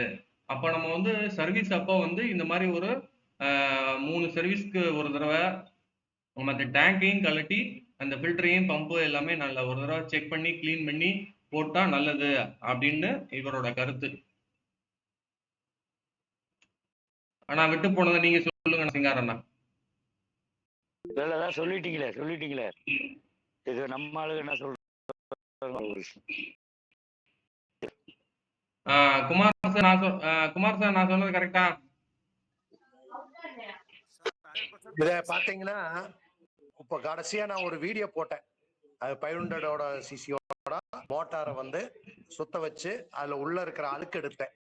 அதை பார்த்துருப்பீங்க. ஃபர்ஸ்ட் வந்து அந்த வீடியோல பார்க்கப்பட்ட வீடியோல பாத்தீங்கன்னா எண்ணெய் வந்து அதாவது சீமனை வந்து தெளிவா இருந்துச்சு. ஏன்னா நீங்க எந்த வீடியோல போட்டீங்க? ஒரு நிமிஷம், பவானி குளம் தானே, எந்த வீடியோல போட்டீங்க? இப்போ இந்த வாரம் போட்டதா? குரூப்ல போட்டிருக்காரு சார், சூப்பரா போட்டிருக்காரு அவர் பதிவு. அது அப்படியா? கிடக்கும் ஃபீல் பம்பே உள்ள வாலி. சரி, அப்படியா? சரி, வால்ல வச்சு போட்டுருப்பாரு. இப்ப பாக்கலையானே, ஒரு வால்ல வச்சு போட்டுருப்பாரு பாருங்க. ஏதோ முன்னாடி கூட ஒரு பாட்டு போட்டிருந்தாரு. சரி, நான் திரும்ப பாக்குறேன். ஓகே, ஏன்னா இவரு ஒரு சாமி இந்த பாட்டு, அது என்னது பழைய பாட்டு எல்லாம் போடும்போது அது எல்லாமே வர்றதுனால அது எதைன்றது தெரியல, அதனாலதான் தெரியல. நான் பாக்குறேன். எனக்கு அந்த இதுக்கு தான் நானும் பாக்குறேன். நேத்திக்கே முந்தானான்னு நினைக்கிறேன் போட்டிருந்தாரு. ஓகே, சொல்லுங்க பவானி குழந்தை, சொல்லிருங்க. அதாவது அந்த மோட்டர் வந்து கோயம்புத்தூர்ல இருந்து வந்த வண்டி, அதாவது பக்கநாள்ல அந்த மோட்டர் போட்டுக்கிறாங்க. ஏற்கனவே அந்த வண்டியில பிரச்சனை இருந்திருக்குது. அதாவது ஒரிஜினல் மோட்டர் கட்டிட்டு வேற மோட்டர் செப்பரேட்டா வாங்கி போட்டுங்க. அங்க இருக்கிற பாடியில் இருக்கிற விஷயம் எல்லாம் நல்லா இருக்குது. அதாவது பிரஷர் வால்வ் நல்லா இருக்குது. அந்த மோட்டரை மட்டும் புடிச்சு போய் ஏற்கனவே அந்த மெக்கானிக்கல் நான் பேசிட்டு ஏற்கனவே அந்த மோட்டரை புடிச்சு போய் அது சரியா வண்டி ஓட்டாதனால புடிச்சு போய் மோட்டர் மாத்துறீங்க, இடையில வாங்கி போட்டேன், அதை பாருங்க என்ன மேட்டர்ன்னு. அந்த வண்டியில இருந்த அழுக்குத்தான் அந்த மோட்டார் வந்து சக்க வச்சிருக்குது. அதை வந்து நாம ரிவர்ஸ் ஃபார்வர்டு விட்டு அந்த லிக்விட் எல்லாம் போட்டு கிளீன் பண்ணி விட்டு மறுபடியும் சுத்தமான சீமனை போட்டு இண்டிகேட்டர் ரிலே போட்டு ஓட வச்சேன். அதாவது சுவிட்ச் ஆஃப் பண்ணி போது அந்த மோட்டர் வந்து ரோட்டரி நின்று சுத்தும் போது பிஸ்குன்னு ஓடும் போது அந்த அழுக்கெல்லாம் எடுத்துட்டு வந்துருச்சு சீமன். அதுக்காக போட்டப்பட்ட வீடியோ பாத்தீங்கன்னா உங்களுக்கு புரியும். இத வந்து அவர் சொன்னதான் சரியாத்தான் இருக்குது. வாரில் வந்து 2 நாளைக்கு எடுக்கிறதே கஷ்டம். புல்லட் ஒவ்வொருத்தர் அவங்க கார்ல போயிட்டு, அதனால இந்த மாதிரி பிரச்சனைகள்லாம் வந்து இந்த வண்டிகளுக்கு வருது. அதைத்தான் கிளீன் பண்ணி போட்டேங்க. ஓகே, அப்ப இதுல இருந்து என்ன தெரியுது அப்படின்னு பாத்தீங்கன்னா, அந்த ஃபியூல் பம்ப் வந்து எந்த அளவுக்கு முக்கியம் அப்படின்றது தெரியுது. இதுல மெயினா வந்து இந்த பேட்டரியோட வோல்ட் மெயினா செக் பண்ணிக்கணும். சர்வீஸ் வந்து நம்மளுக்கு ரெகுலரா வரக்கூடிய கஸ்டமர்ஸை வந்து நம்ம இந்த 3 சர்வீஸ்க்கு ஒரு குமார் சொன்ன மாதிரி வந்து நம்ம அதை டேங்கை கலட்டி இந்த ஃபில்டர்லாம் கலட்டி செக் பண்ணணும். ஏன்னா அந்த ஃபில்டரை நம்ம வந்து கவனிக்காம விட்டுட்டோம்னா ஃபில்டரை தாண்டி வந்து பம்புக்கு போயிருது. இப்போ பம்பு வந்து காஸ்ட்லி. ஒரு அருமையான ஒரு தகவலை கொடுத்துருக்காரு. ஏன்னா இந்த மாதிரி நேரத்தில், ஏன்னா ஃபியூல் பம்பில் இவ்வளோ விஷயங்கள் இருக்கு அப்படின்ட்டு நம்ம தெரிஞ்சுக்கிட்டோம். அடுத்த வாரம் இன்ஜெக்டரை பத்தி பேசலாமா என்ன அப்படின்றது இன்னைக்கே சொல்லிருங்க. ஏன்னா நான் டாபிக்னு யோசிச்சு நான் வந்து மண்டை குழம்பிடுது. என்ன டாபிக்ன்றது நீங்க அந்த அளவுக்குலாம் யோசிக்க வேணாம். குணானன் கனகராஜன் ஏதாவது முடிவு பண்ணி சொல்லட்டும். இல்லண்ணே யோசிக்காதீங்க. யோசிச்சேன், 2 பேருக்கு மெசேஜ் போட்டேன், 2 பேரும் டாபிக் சொல்லல. அதனால தான் நானா ஒரு டாபிக் செலக்ட் பண்ணேன். சரி. குணாண்ணே, வணக்கம்ண்ணே, சொல்லுங்கண்ணே. அடுத்த வாரம் என்ன டாபிக் எடுக்கலாம்? போடலாம்ண்ணே. இந்த வாரம் ஃபியூல் பம்பை பத்தி பார்த்தோம். ஃபியூல் பம்ப்ல ஏதோ அவங்களுக்கு ஏதோ சந்தேகம் இருந்தா கேட்க சொல்லுங்க. அதை வச்சு நம்ம திருப்பி கூட இன்னைக்கு முடிச்சிடலாம். அடுத்த வாரம் இன்ஜெக்டர் கூட பத்தி டாபிக் போடுங்க. ஓகே. இல்லண்ணா ஃபியூல் பம்ப் அடுத்த வாரம் கொண்டு போலாமா இல்ல வேற டாபிக்? ஃபியூல் பம்ப்ல என்ன உங்களுக்கு தெளிவு வேணும்னா இன்னும் கூட அதை பத்தி இன்னும் முழுசா அதோட வகை என்ன வோல்டேஜ் போகுது என்ன அப்படின்றத பத்தி கூட நம்ம பேசலாம். பொதுவாகவே இந்த ஃபியூல் பம்ப் ஃபில்டர் வந்து பாத்தீங்கன்னா அது செக் பண்றதுக்கு ஒரு சின்ன உதவி சொல்றேன். ஏன்னா நிறைய வந்து நம்ம ஃபியூல் பம்ப் கழட்டினோம்னா பம்ப் ஃபில்டர் பாத்தீங்கன்னா அவ்வளவு அழகா இருக்கும், எந்த டஸ்ட்டுமே எதுவுமே இருக்காது. ஆனா இந்த எத்தனால என்ன ஆகும்னா அந்த ஃபில்டர் வந்து அந்த ஓட்டையெல்லாம் உள்ள அடைச்சிருக்கும், அது நமக்கு தெரியாது. அப்ப அது என்ன பண்ணணும், அந்த ஃபில்டர் தனியா வெளியே கழட்டலாம். புடுங்கினீங்கன்னா லாக் மாதிரி தான் வந்துடும். அதை நம்ம ஊதி பார்க்கணும். ஊதி பார்த்தீங்கன்னா பலூன் மாதிரி அப்படின்னு உப்புச்சு அப்படின்னா கண்டிப்பா அது போயிருச்சுன்னு அர்த்தம். நம்ம ஊற காத்து வந்து வெளியில ஃப்ரீயா போகணும். ஏன்னா நிறைய வந்து கம்ப்ளைண்ட்ல என்கிட்ட கொண்டு வந்துருவாங்க, மோட்டர் நல்லா இருக்கு, ஃபில்டர் நல்லா தான் இருக்கு, ஆனா ப்ரெஷர் கம்மியா இருக்கு அப்படின்லாம் கழட்டி கொண்டு வருவாங்க. கடைசியில ஒண்ணுமே இல்லை, அந்த ஃபில்டர் தான் கம்ப்ளைண்டா இருக்கும். இது என்ன ஆகும்னா மேல ஒரு ஆடை மாதிரி மெல்லிசா படிஞ்சிடும், அது வெளியில இருந்து பாக்குறதுக்கு தெரியாது. நம்ம ஊதி பார்த்தா மட்டும்தான் அது தெரியும். ஊதி பாக்குறப்ப புஷ்ஷுன்னு பலூன் மாதிரி வீங்கும். அப்ப கண்டிப்பான முறையில பெட்ரோல் ப்ரெஷர் வந்து அங்க இருக்கவே இருக்காது. அப்ப கண்டிப்பா என்ன பண்ணுவோம், அது ஃபில்டர் வந்து தனியா கிடைக்காத பட்சத்துல நல்லா அதை கிளீன் பண்ணி மெல்லிசா ஒரு சின்ன ஹோல்ஸ் மட்டும் போடுவோம். மைல்டானதுல கேபிள் கம்பியில ரொம்பவும் போடாம சின்ன ஹோல்ஸ், நம்மளால ஒரு போடக்கூடிய ஒரு சின்ன ஹோல்ஸ் முடிஞ்ச அளவுக்கு போட்டுட்டு மாட்டோம். இது கிடைக்காத பட்சத்துல கிடைச்சிச்சுன்னா மாட்டிருங்க. கிடைக்காத பட்சத்துல இந்த மாதிரி பண்ணி போடுறப்ப அது ப்ரெஷர் வந்து கரெக்டா அந்த 30 பார்ன்றது மெயின்டைன் ஆகும், 3 பார்ன்றது கரெக்டா மெயின்டைன் ஆயிரும். இதுதான் ஒரு புது தகவல். நன்றி. பைக் பாயிண்ட் கேடி அவரோட முடிச்சுக்கலாம்னு நினைக்கிறேன். என்ன சிங்கார பைக் பாயிண்ட் கேடி கை தூக்கி இருக்காரு. Hello sir. சொல்லுங்கம்மா, உங்களோட முடியுது. பேசுங்க. உங்களை கூப்பிட்டு இருக்காரு, பேசுங்க. ஓகேங்க சார். டிவிஎஸ் கம்பெனிலாம் இப்போ ஃபியூல் பம்ப் மாத்திரம் நம்ம கம்பெனி போய் சாப்பிட்டு போகணுமா சார்? பைக் பாயிண்ட் கேடி பேரு, எந்த ஊரு சொல்லிட்டு ஆரம்பிங்க. ஹலோ சார், நான் பாண்டிச்சேரியில இருந்து பேசுறேன் சார்.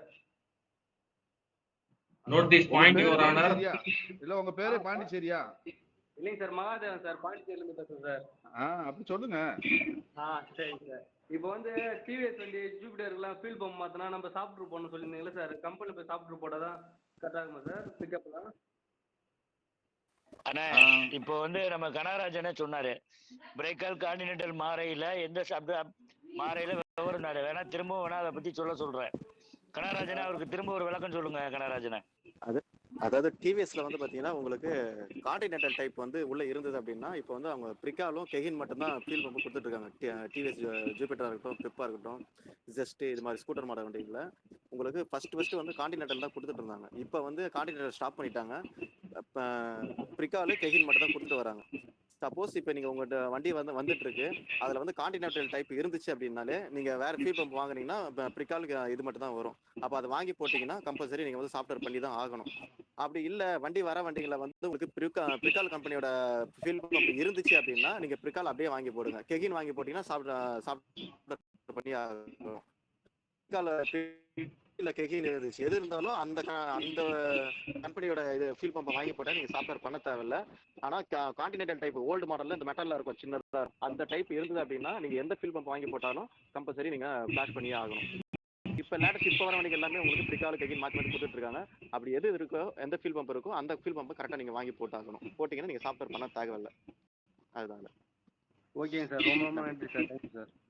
பைக் ஐடி உங்களுக்கு விளக்கம் வேணுங்களா? இல்லைங்க சார். ஓகே சார், ரொம்ப நன்றி சார். ஓகே. ஏங்க ஒருத்தர் வந்து இப்படியாங்க வைக்கிறது பைக் பாயிண்ட் கேடி பாயிண்ட் கேடின்னு? ஏங்க அவர் போட்டு ஐடியா தாங்க போட்டுருக்காரு, பைக் பாயிண்ட் கேடின்னு தான் போட்டு.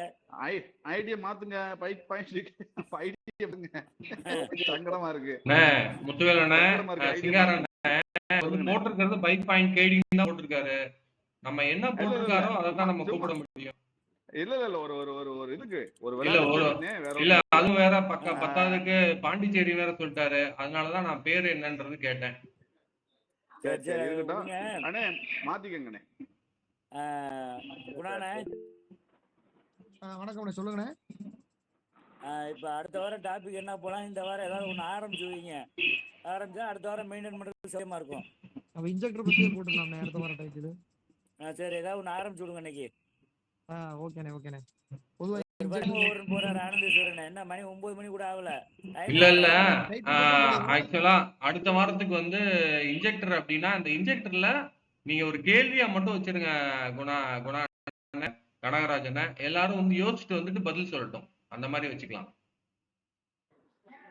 ஏன் கை தூக்கிட்டே இருக்கீங்க சத்தியவேலன்? என்ன ஒண்ணும் இல்ல சார், டவுட் கேட்கணும் அதுக்கு தான் கை தூக்கினேன். கேளுங்க கேளுங்க, கேட்டுக்கிட்டே இருங்க. எனக்கு ஒரு உண்மை தெரிஞ்சாகணும் சாமியோ அப்படிங்கிற மாதிரி இருக்காரு நம்ம சக்தி. சார் ஒண்ணும் இல்ல சார், இப்ப வந்து நாளைக்கு டாபிக் ரெஃபரன்ஸ் வோல்டேஜ் பத்தி வச்சுக்கலாமே சார். ஒரு சென்சார், எல்லா சென்சருக்கும் ஒரு ரெஃபரன்ஸ் வோல்டேஜ் 5 வோல்டேஜ் வருது. அப்ப ரெஃபரன்ஸ் வோல்டேஜ் எல்லாத்துக்கும் காமனா ரெஃபரன்ஸ் வோல்டேஜ் வருது. அப்ப அது வந்து தனித்தனியா இசிஎம்ல இருந்து வருதா, இல்ல இசிஎம்குள்ளேயே ஒரு பர்டிகுலரா ஒரே ஒரு கன்வெர்டர் மட்டும் பொருத்தப்பட்டு அந்த கன்வெர்டர்ல இருந்து எல்லாத்துக்கும் தனித்தனியா 5 வோல்ட் சப்ளை நம்ம கொடுத்துருக்காங்களா? அதே அப்படி கொடுத்துருந்தா பை சான்ஸ் ஏதாவது ஒரு சென்சார்ல நம்மளோட ரெஃபரன்ஸ் வோல்டேஜ் வரல, நம்ம மல்டிமீட்டர் வச்சு 0 வோல்டேஜ் காட்டுது. அப்ப 0 வோல்டேஜ் காட்டுதுன்னா அந்த சென்சார் பர்டிகுலர் சென்சார் மட்டும் ஒர்க் ஆகாது. அதற்கு பக்கத்துல வேற இருக்கிற 5 வோல்டேஜ் இதுல நம்ம கனெக்ஷன் கொடுத்து இந்த சென்சாரை ஒர்க் பண்ணிக்கிறோம். கேட்ட கேள்வி நல்ல. நம்ம ஏற்கனவே நம்ம நிறைய பேசிட்டோம். ஏன்னா நார்மலா த்ராட்டில் பாடியில் வரக்கூடிய அந்த சென்சாருக்கு விசிசி அப்படி 5 வோல்ட் வரும். அது தனியா ஒரு லைன் 5 வோல்ட் வரும் அப்படின்றத நம்ம ஏற்கனவே சொல்லியிருக்கோம். இருந்தாலும் இதை பத்தி பேசணும்னா அடுத்த டாபிக்கா கூட அதை வச்சு நம்ம ஒன்றும் பேசிக்கலாம். ரெஃபரன்ஸ் வோல்டேஜ் அப்படின்றது எதுக்கு வருது அப்படின்றத வந்து முதல்ல நம்ம தெரிஞ்சுக்கணும். 5 வோல்ட் எதுல போகுது, 12 வோல்ட் எதுல போகுது அப்படின்னு நம்ம தெரிஞ்சுக்கிட்டாலே எதுக்கு எப்படி அப்படின்றத நம்ம ஈஸியா அந்த சென்சாரை வந்து நம்ம கண்டுபிடிச்சிடலாம். விசிசி லைன்னாலே உங்களுக்கு எதுக்குமே எல்லாத்துக்குமே தெரியும். டிபிஎஸ் சென்சாருக்கும் அதே தான், அதே லைன்லேயே கொடுத்துக்கலாம். ப்ளஸ் அதில் வரக்கூடிய மேப் சென்சாருக்கும் அதே வோல்டேஜ் தான். மற்றபடி ஐஐடிக்கு போகிறதையும் நம்ம டச் பண்ண முடியாது, ஈஓடிக்கு போகிறதையும் டச் பண்ண முடியாது. அது வந்து இசிஎம்ல தனித்தனியாக தான் அந்த 5 வோல்ட் வந்து கிடைக்கும். மித்ததுக்கு எந்த இதுக்குமே 5 வோல்ட் கிடையாது. சைட் ஸ்டாண்டுக்கு தான் மாற்றிருப்பாங்க. அது 5 வோல்ட்டாகவும் வரும், ப்ளஸ் 12 வோல்ட்டாகவும் வரும். அது வண்டியோட மாடலை பொறுத்து மாற்றிட்டு இருப்பாங்க அப்படின்றத ஒரு கருத்து.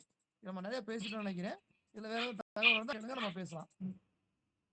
குணா சார், கண்டிப்பா சார், இதை பத்தி பேசியிருக்கோம். ஆனா இதை பத்தி எதுவுமே இல்லை.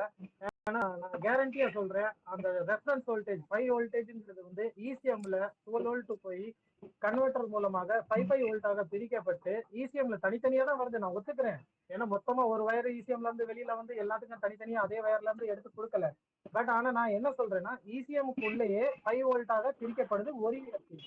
அந்த ஒரு இடத்தில் பிரிக்கப்பட்டதுக்கு அப்புறம் தனித்தனியா 5 வோல்ட்டா தான் வெளியில வருது ஒரு ரெஜிஸ்டர் மூலியமாக. அப்ப சப்போஸ் நமக்கு ஏதாவது ஒரு சென்சார்ல 5 வோல்ட் வரலைன்னா அதுக்கு வேற எங்கேயாவது 5 வோல்ட் எடுத்து நம்ம கனெக்ஷன் கொடுத்து போடலாமா?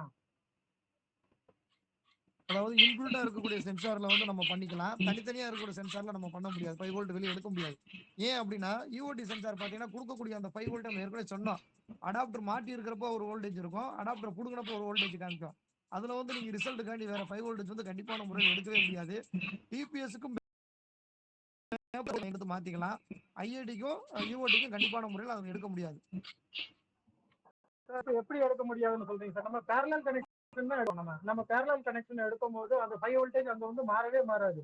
அப்ப அங்க 5 வோல்டேஜ் அங்க கரெக்டா அங்க இருக்கும். அப்ப நம்ம வந்து சீரீஸ்ல எடுத்தாதான் உங்களுக்கு நம்ம பேரலல்லே அங்க இருந்து கொண்டு வந்தா எப்படி சார் 5 வோல்ட் மாறும்? அதாவது ஈஓடி வோல்ட்ல தான் ரிட்டர்னே போகும். கொடுக்கக்கூடிய 5 வோல்ட் அங்க என்ன இருக்கு, அட்மாஸ்பியர்ல என்ன இருக்கு அப்படின்றத தெரிஞ்சுக்கிட்டு அதை தான் ரிட்டர்ன் வோல்டேஜ் அந்த 5 வோல்ட் மாறும்.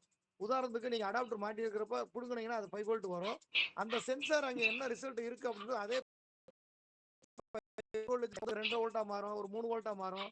அப்ப நம்ம வெளியில இருந்து ஏதாவது ஒரு 5 வோல்ட் இதுல இருந்து எடுத்து கொடுக்குறோம், என்ன ஆகும்னா அந்த சென்சாருக்கு போகக்கூடிய வோல்டேஜ் இதுல போகக்கூடிய ரிட்டர்ன் வோல்டேஜ் வந்து உங்களுக்கு கொலாப்ஸ் ஆயிரும். அப்ப ரிசல்ட்டே வந்து மாறும். பெரும்பாலுமே நம்ம வண்டியில வந்து எந்தெந்த சென்சாருக்கு 5 வோல்ட் கொடுக்குறாங்க அப்படின்றது முதல்ல நம்ம தெரிஞ்சுக்கணும். ஐஐடிக்கு மட்டும் தான் 5 வோல்ட் வருது. மொத்தம் 4 சென்சார் தான். இன்னொரு சென்சார் அடிஷனல் என்னன்னு பாத்தீங்கன்னா சொல்லக்கூடிய அந்த சைட் சென்சார். இதுல வந்து எந்த சென்சார் மேப் சென்சாருக்கும் டிபிஎஸ்க்கும் ஒரே விசிசி லைன் தான். அது நீங்க சொன்ன மாதிரி எடுத்துக்கலாம், ஒண்ணுமே ஆகாது. ஏதாவது வோல்டேஜ் தனி. ஆனா இப்போ இன்புல்டா வரதுனால மேக்ஸிமம் அந்த மாதிரி ஆகுறது இல்லை. ஆனா ஐஐடிக்கும் நம்ம ஈஓடிக்கும் வந்து தனியா வந்து எடுக்க முடியாது. ஏன்னா ரிசல்ட் அதே 5 வோல்ட்லயே ரிட்டர்ன் ஆகும். அதனால நம்ம வேற இதுல இருந்து எடுக்க முடியாது அப்படின்றத என்னோட கருத்து. சார், என்னோட கருத்து இதுல கொஞ்சம் மாறுபடுது. என்னோட கருத்து என்னன்னு கேட்டீங்கன்னா, இப்போ உங்களோட மேப் சென்சர்லயே எடுத்துக்கோங்க. மேப், ஐஆர்டி, டிபி மூணுமே பொருத்தப்பட்டிருக்கு. அப்ப மூணுமே பொருத்தப்பட்டிருக்குன்னா சார் உங்களுக்கு ரெஃபரன்ஸ் வோல்டேஜ் வந்து உங்களுக்கு 5 வோல்ட் போகுதுன்னா 2 வயராவே போகட்டும், இல்ல ஒரு வயரா போகட்டும். பட் அதுக்குள்ள சிக்னல் வயர் தான் மாறுபடுது. இது வந்து நம்ம அது பேர் என்ன, அது என் கையில இல்ல. லூப் ஸ்கேன் ஒரு சின்ன ஒரு டிவைஸ் இருக்கு. அதுல கரண்ட் எங்க இருந்து எந்த சைடு வருது, எந்த சைடு இருந்து எந்த சைடு போகுதுன்னு ஒரு கிராஃப் மூலியமா அது கிளியரா காட்டும். ஓலோஸ்கேப்பா லோப்ஸ்கேப். அதனால தான் நினைக்கிறேன் இப்போ வந்து 5 வோல்ட் ரெஃபரன்ஸ் வோல்டேஜ் வந்து பர்டிகுலரா வந்து எல்லாம் எத்தனை சென்சார் எந்தெந்த சென்சார் 5 வோல்ட்ல ஓடுதோ அதுக்கு பர்டிகுலரா தானே சார் 5 வோல்ட் உள்ள இருந்து வருது. கரெக்ட் தான். அதாவது ரெஃபரன்ஸ் வோல்டேஜ்ன்றது இன்புட்ல இருக்கக்கூடியது ரெண்டு வரும். நீங்க செக் பண்ணி பாத்தீங்கன்னா தெரியும். த்ராட்டில் பாடியில் இருக்கக்கூடிய டிமேப் சென்சார்ல வந்து பாத்தீங்கன்னா ஏன் அவன் ஒரே 5 வோல்ட் 3 சென்சாருக்கு கொடுக்கலாம் இல்லையா? அவங்க கொடுக்க மாட்டாங்க. 2 சென்சாருக்கு மட்டும் தான் 5 வோல்ட் கொடுத்துருப்பாங்க. ஒரு சென்சாருக்கு தனியா தான் கொடுத்துருப்பாங்க 5 வோல்ட்டை. அவங்க நினைச்சா அதுக்குமே அந்த 5 வோல்ட் தானே, இதே இதுல நம்ம பேரல் பண்ணிருக்கலாமே, இல்ல சீரியஸ் பண்ணிருக்கலாம்ல. ஆனா அவங்க கொடுக்க மாட்டாங்க. ஏன்னு கேட்டீங்கன்னா கொடுக்கக்கூடிய அந்த 5 வோல்ட் சிக்னல் வயராவே மாறும். அந்த ஒரு சென்சார்ல மட்டும் ஐஆர்டில மட்டும் பாத்தீங்கன்னா கொடுக்கக்கூடிய அந்த 5 வோல்ட் தான் ரிட்டர்ன் சிக்னலுமே. அதுதான் அந்த இடத்துல என்ன நடக்குது, காத்தோட அடர்த்தி எவ்வளவு, டென்சிட்டி எவ்வளவு அப்படின்றத அந்த 5 வோல்ட்டே கொடுக்கறதுனால மேப் சென்சாருக்கும் டிபிஎஃப் சென்சாருக்கும் கொடுக்கக்கூடிய ஒரு வந்து இது கொடுக்க மாட்டாங்க. ஏன்னா அது வந்து ரெஃபரன்ஸ் வோல்டேஜா வரும். சிக்னல் வந்து தனி வயரா கொடுத்துருப்பாங்க. இந்த சென்சாரை பொறுத்த வரைக்கும் பாத்தீங்கன்னா கொடுக்கக்கூடிய அந்த 5 வோல்ட்டே சிக்னலாவே ரிட்டர்ன் ஆகும் இசிஎம்க்கு. அதனால அது வந்து நம்ம மாத்தி கொடுக்க முடியாது.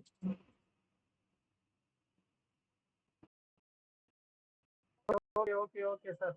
இதே டாபிக்கா நாளைக்கும் பேசுவோமா சார்? அடுத்த வாரம் நெக்ஸ்ட் வீக் பேசலாம். எல்லாம் அடுத்த வாரம் இது பத்தி என்ன குணானே? இல்ல அவர் அந்தமான் சக்தி சார் கேட்டது நல்ல கேள்விதான். ஏன்னா இதெல்லாம் தெரிஞ்சுக்கணும். ஒரு சென்சாருக்கு என்ன வோல்டேஜ் வருது, என்ன சிக்னல் ரிட்டர்ன் போகுது அப்படின்னு தெரிஞ்சுக்கிட்டு பண்றப்ப ரொம்ப கிளியரா நல்ல கேள்விதான் கேட்டிருக்காரு. அவர் கேட்டிருக்காரு. கண்டிப்பா அதை பத்தி பேசுவோம். அடுத்த வாரம் வந்து கண்டிப்பா இன்ஜெக்டர் பத்தி நம்ம என்னன்றதை ஒரு புது தகவலா கொடுத்துருவோம். சரிண்ணா சரிண்ணா சரிண்ணா. அது ஆனந்தேவ் சார்ட்டே என்னன்னு கேட்டுக்கோங்க.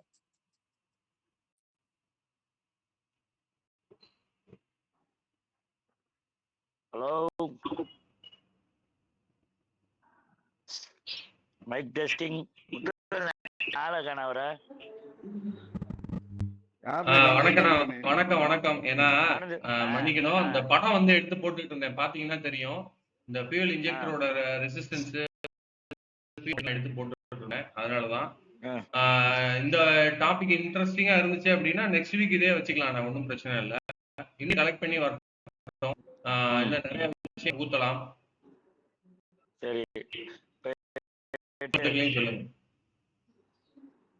ஆனந்தேஸ்வரனே. ஆமா, நான் ஏற்கனவே சொல்லிட்டேன் டைம் ஆப் பண்ண. சரி 8:40 ஆயிடுச்சு. இப்ப நன்றி ஆளை கூப்பிட்டுலாமா? முத்துவல்ல கூப்பிடுங்க. பேச நன்றி உரையை பேசுற ஒரு 2 நிமிஷம் மூச்சு கட்டி பேசணுங்க. 20 நிமிஷம் இருக்குங்க. பேசட்டுங்க, பேசி பழகட்டுங்க. இல்ல வரேன். பாலகிருஷ்ணன் இந்த வரேன். உங்க சிசிய கூடிய போட்டு விட்டுருவோம் அன்னைக்கு. புட்ராஜ பேச விடுங்க. புட்ராஜா கூப்பிடுங்க. புட்ராஜனே, உங்களுடைய நன்றி உரையை சொல்லுங்க.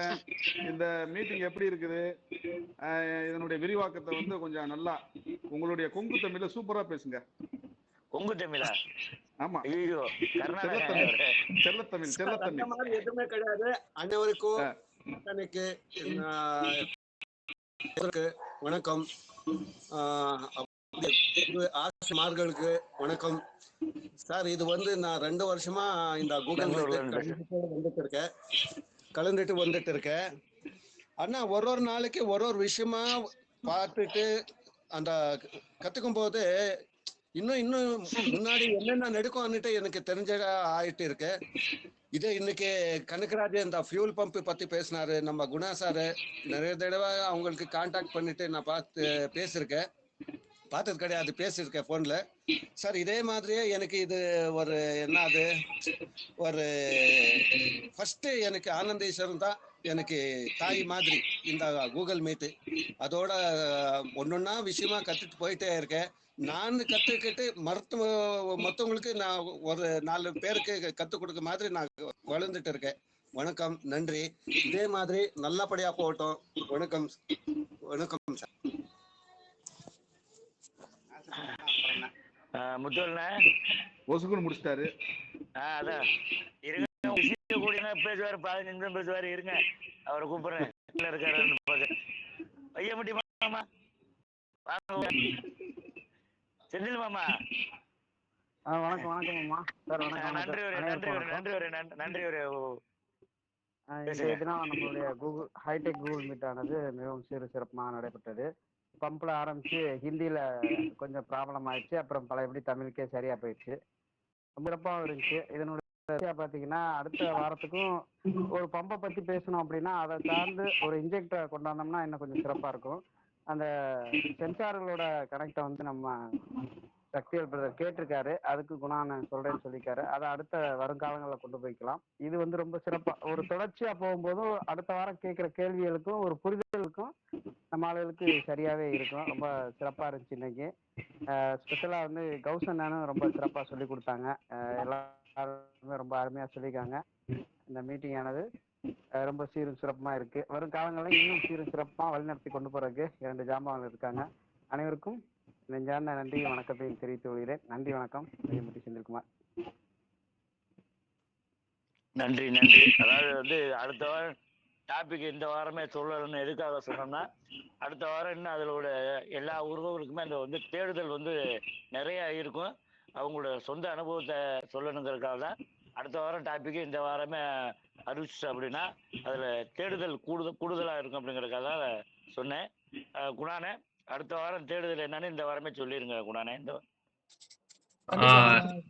இல்ல குணானா ஒரு நிமிஷம். அவர் நம்ம செந்தில் வையம்பட்டி செந்தில் சொன்ன மாதிரி நம்ம இன்ஜெக்டரையும் இதையும் சேர்த்தே நம்ம முடிச்சிடலாம்னு நினைக்கிறேன். ஏன்னா இன்ஜெக்டர்ல வந்து என்ன ப்ராப்ளம் வரும், அந்த இன்ஜெக்டர் அந்த மல்டிமீட்டர்ல செக் பண்றது எப்படி, அதோட ஓம்ஸ் வேல்யூ, அதே மாதிரி பம்ப்ல எப்படி செக் பண்றது, அதோட வோல்ட் வேல்யூ, அதுல வந்து ஃபர்ஸ்ட் வந்து இக்னிஷன் ஆன் பண்ண உடனே ஃபர்ஸ்ட் வந்து லோட் பண்ணிட்டு அப்புறம் வந்து கிராங்க்ஷாஃப்ட் பொசிஷன் சென்சார்ல இருந்து வரக்கூடிய சிக்னல்ல இருந்து வர்றது, இதெல்லாம் வந்து இன்னும் கொஞ்சம் தெளிவா நம்ம வந்து அடுத்த வாரம் சொன்னா நல்லா இருக்கும்னு நினைக்கிறேன். Guna sir, Kanagaraj sir, Ghouse sir, Singaram sir, அனைத்து சார்களுக்கும்.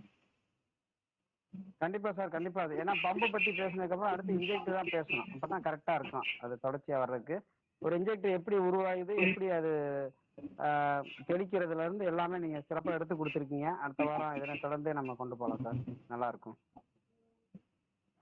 சொல்லுங்க குணா, நீங்க பேசிட்டு இருக்கும்போது அந்த டாபிக் தான் பேசலாம். இதே அப்படியே பம்போட இதை சொல்லிட்டு அதுக்கப்புறம் தொடர்ச்சியா நம்ம இன்ஜெக்டரை பத்தி பேசினா அது கரெக்டா கண்டினியூ இருக்கும் அப்படின்றதான் என்னோட ஒரு கருத்து. அடுத்த வாரம் இந்த பம்பை பத்தி இன்னும் ஒரு சில கருத்துக்களை நம்ம பேசுவோம்.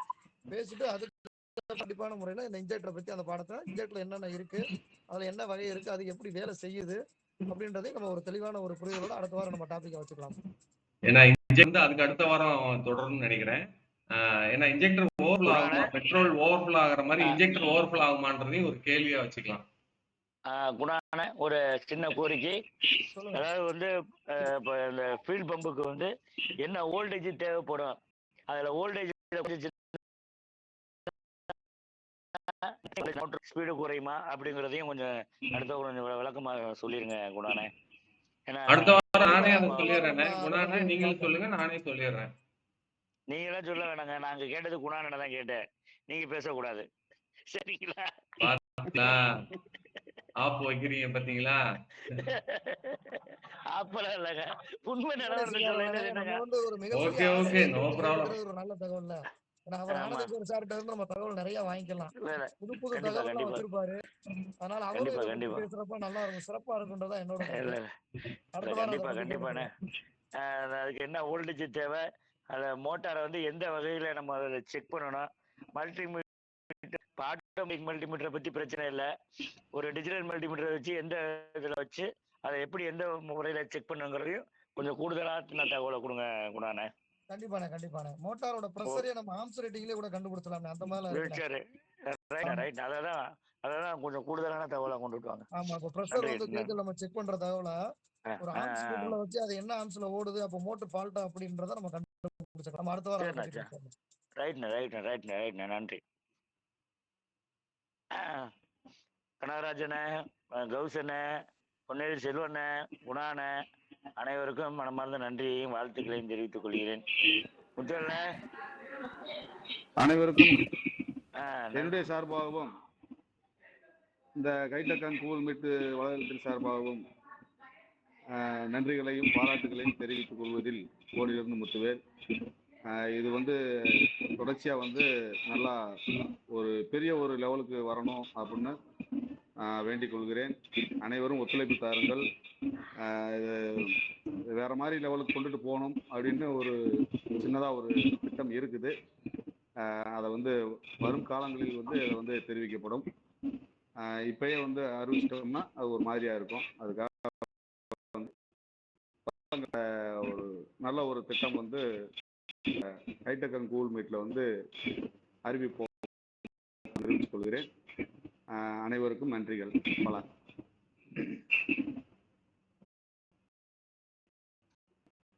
முத்துவல் சொன்ன மாதிரி அந்த திட்டங்களும் இங்கே இருக்க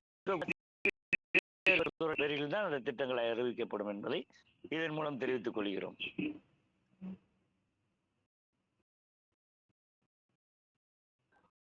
இதன் மூலம் கொள்வது என்னவென்றால் ஒரு அருமையான ஒரு டாபிக்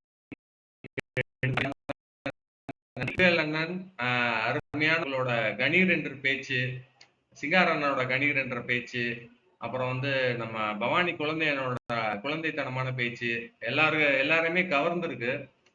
இதுல என் பேச்சு எடுபடல அப்படின்றது நல்லாவே தெரியுது.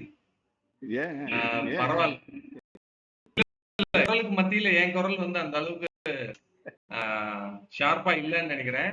பரவாயில்ல. எப்படி ஒரு முடிவு எடுப்பீங்க டக்குனு வடிவேல் சொல்ற மாதிரி?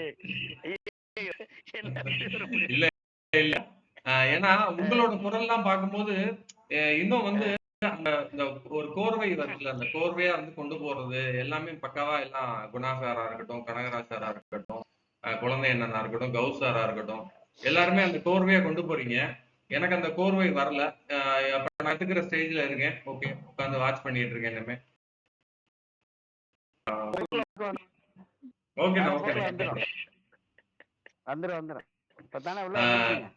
இந்த மீட்டுக்கு எனக்கும் ஒரு வாய்ப்பு கொடுத்து பேச நெஞ்சார்ந்த நன்றி, வாழ்த்துக்களும். வணக்கம். நன்றி நன்றி.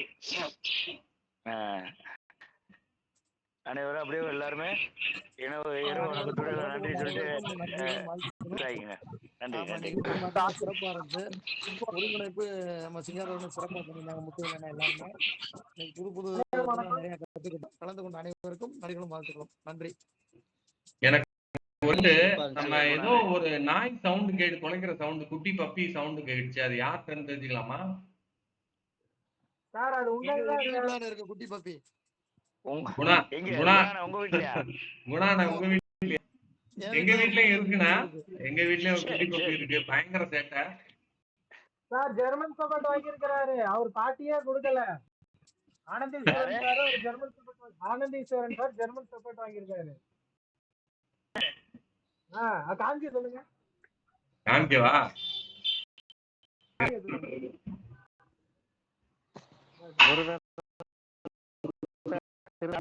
இல்ல ஒரு முக நல்ல மூஞ்சி ஒரு கிலோ கறி எடுத்துருமா? 5 நிமிஷமா விரட்டி ஐயா சொல்லி எங்க வீட்டுல திட்டுறாங்க, பாத்துக்கோங்க. இதான் எங்க வீட்டு ஜெர்மன் ஷெப்பர்டு. இங்க பாருங்க. அப்படியா? இங்க பாருங்க வீட்டுல. ஓகே, பாத்துக்கோங்க. பிரௌனி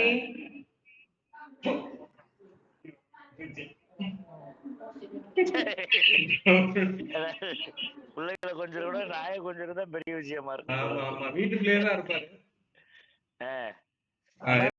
கேக்குது. இல்ல நாய் வாசப்படி விட்டு உள்ள விட மாட்டான்.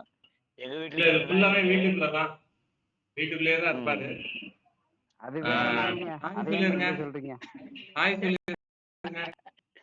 Okay, by.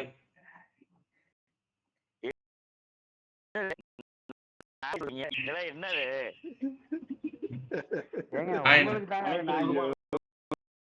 என்னோட நாமக்கல்ல இருந்து நன்றி நன்றி நாமக்கல் பாலன் நன்றி நன்றி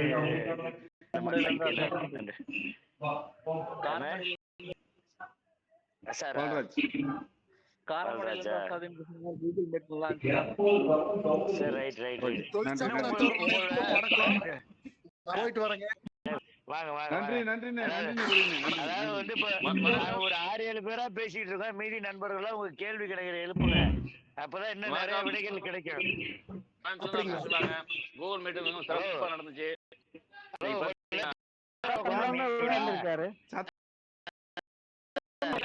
கண்டிப்பா எழுப்புறேன்.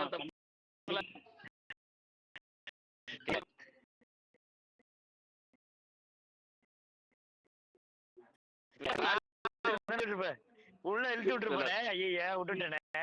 தப்பு இல்லைங்க, அது ஒண்ணும் இல்ல. அருமையா இருந்துச்சு இன்னைக்கு. நிறைய டாபிக், நிறைய விஷயங்கள்.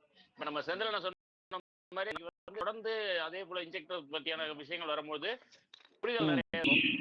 ஆமா. இப்ப அந்த இன்ஜெக்டருக்கு என்ன வேணும், ரீடிங் வேணும், இல்ல நமக்கு எவ்வளவு அப்படிங்கிற அந்த கலெக்ட் பண்ணி நாளைக்கு அடுத்த வாரம் வரும்போது நம்ம அதை கொண்டு வரலாம். ஆமா, கண்டிப்பா வந்துரும்ண்ணே. அதுல எல்லாருமே இருங்கப்பா. சரி அப்படிதான் இருக்கும். எங்கேயும் போகல. கூடைக்குள்ளார போய் ஒண்டிட்டியா சிவா? இல்லைங்கண்ணா, கண்டிப்பா அது எல்லாருக்குமே தெரிஞ்சதானே. எங்க கண்டுபிடிச்சிருவாங்க கூடைக்குள்ளார போய் ஒண்டிட்டோம். இல்ல வண்டியில வந்துகிட்டே இருக்கோம், கொஞ்சம் டிஸ்டர்பன்ஸா இருக்குமே, சைலண்டா இருந்துட்டு வேற ஒண்ணும் இல்லைங்க. ஹெட்போன் போட்டு பர்ச்சேஸ் பண்ணிட்டு இருக்காங்க.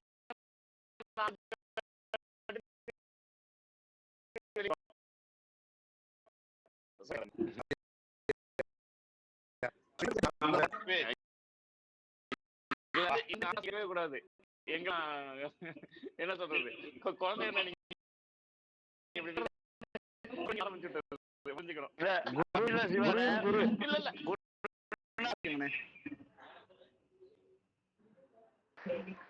மீட்டிங் நல்லா சிறப்பா இருக்கு.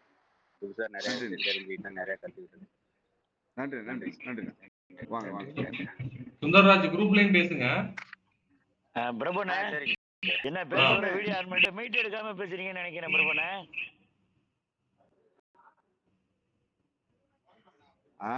இப்பதான் எடுத்திருக்காரு. மீட் எடுத்திருக்கீங்க பிரபுண்ணே.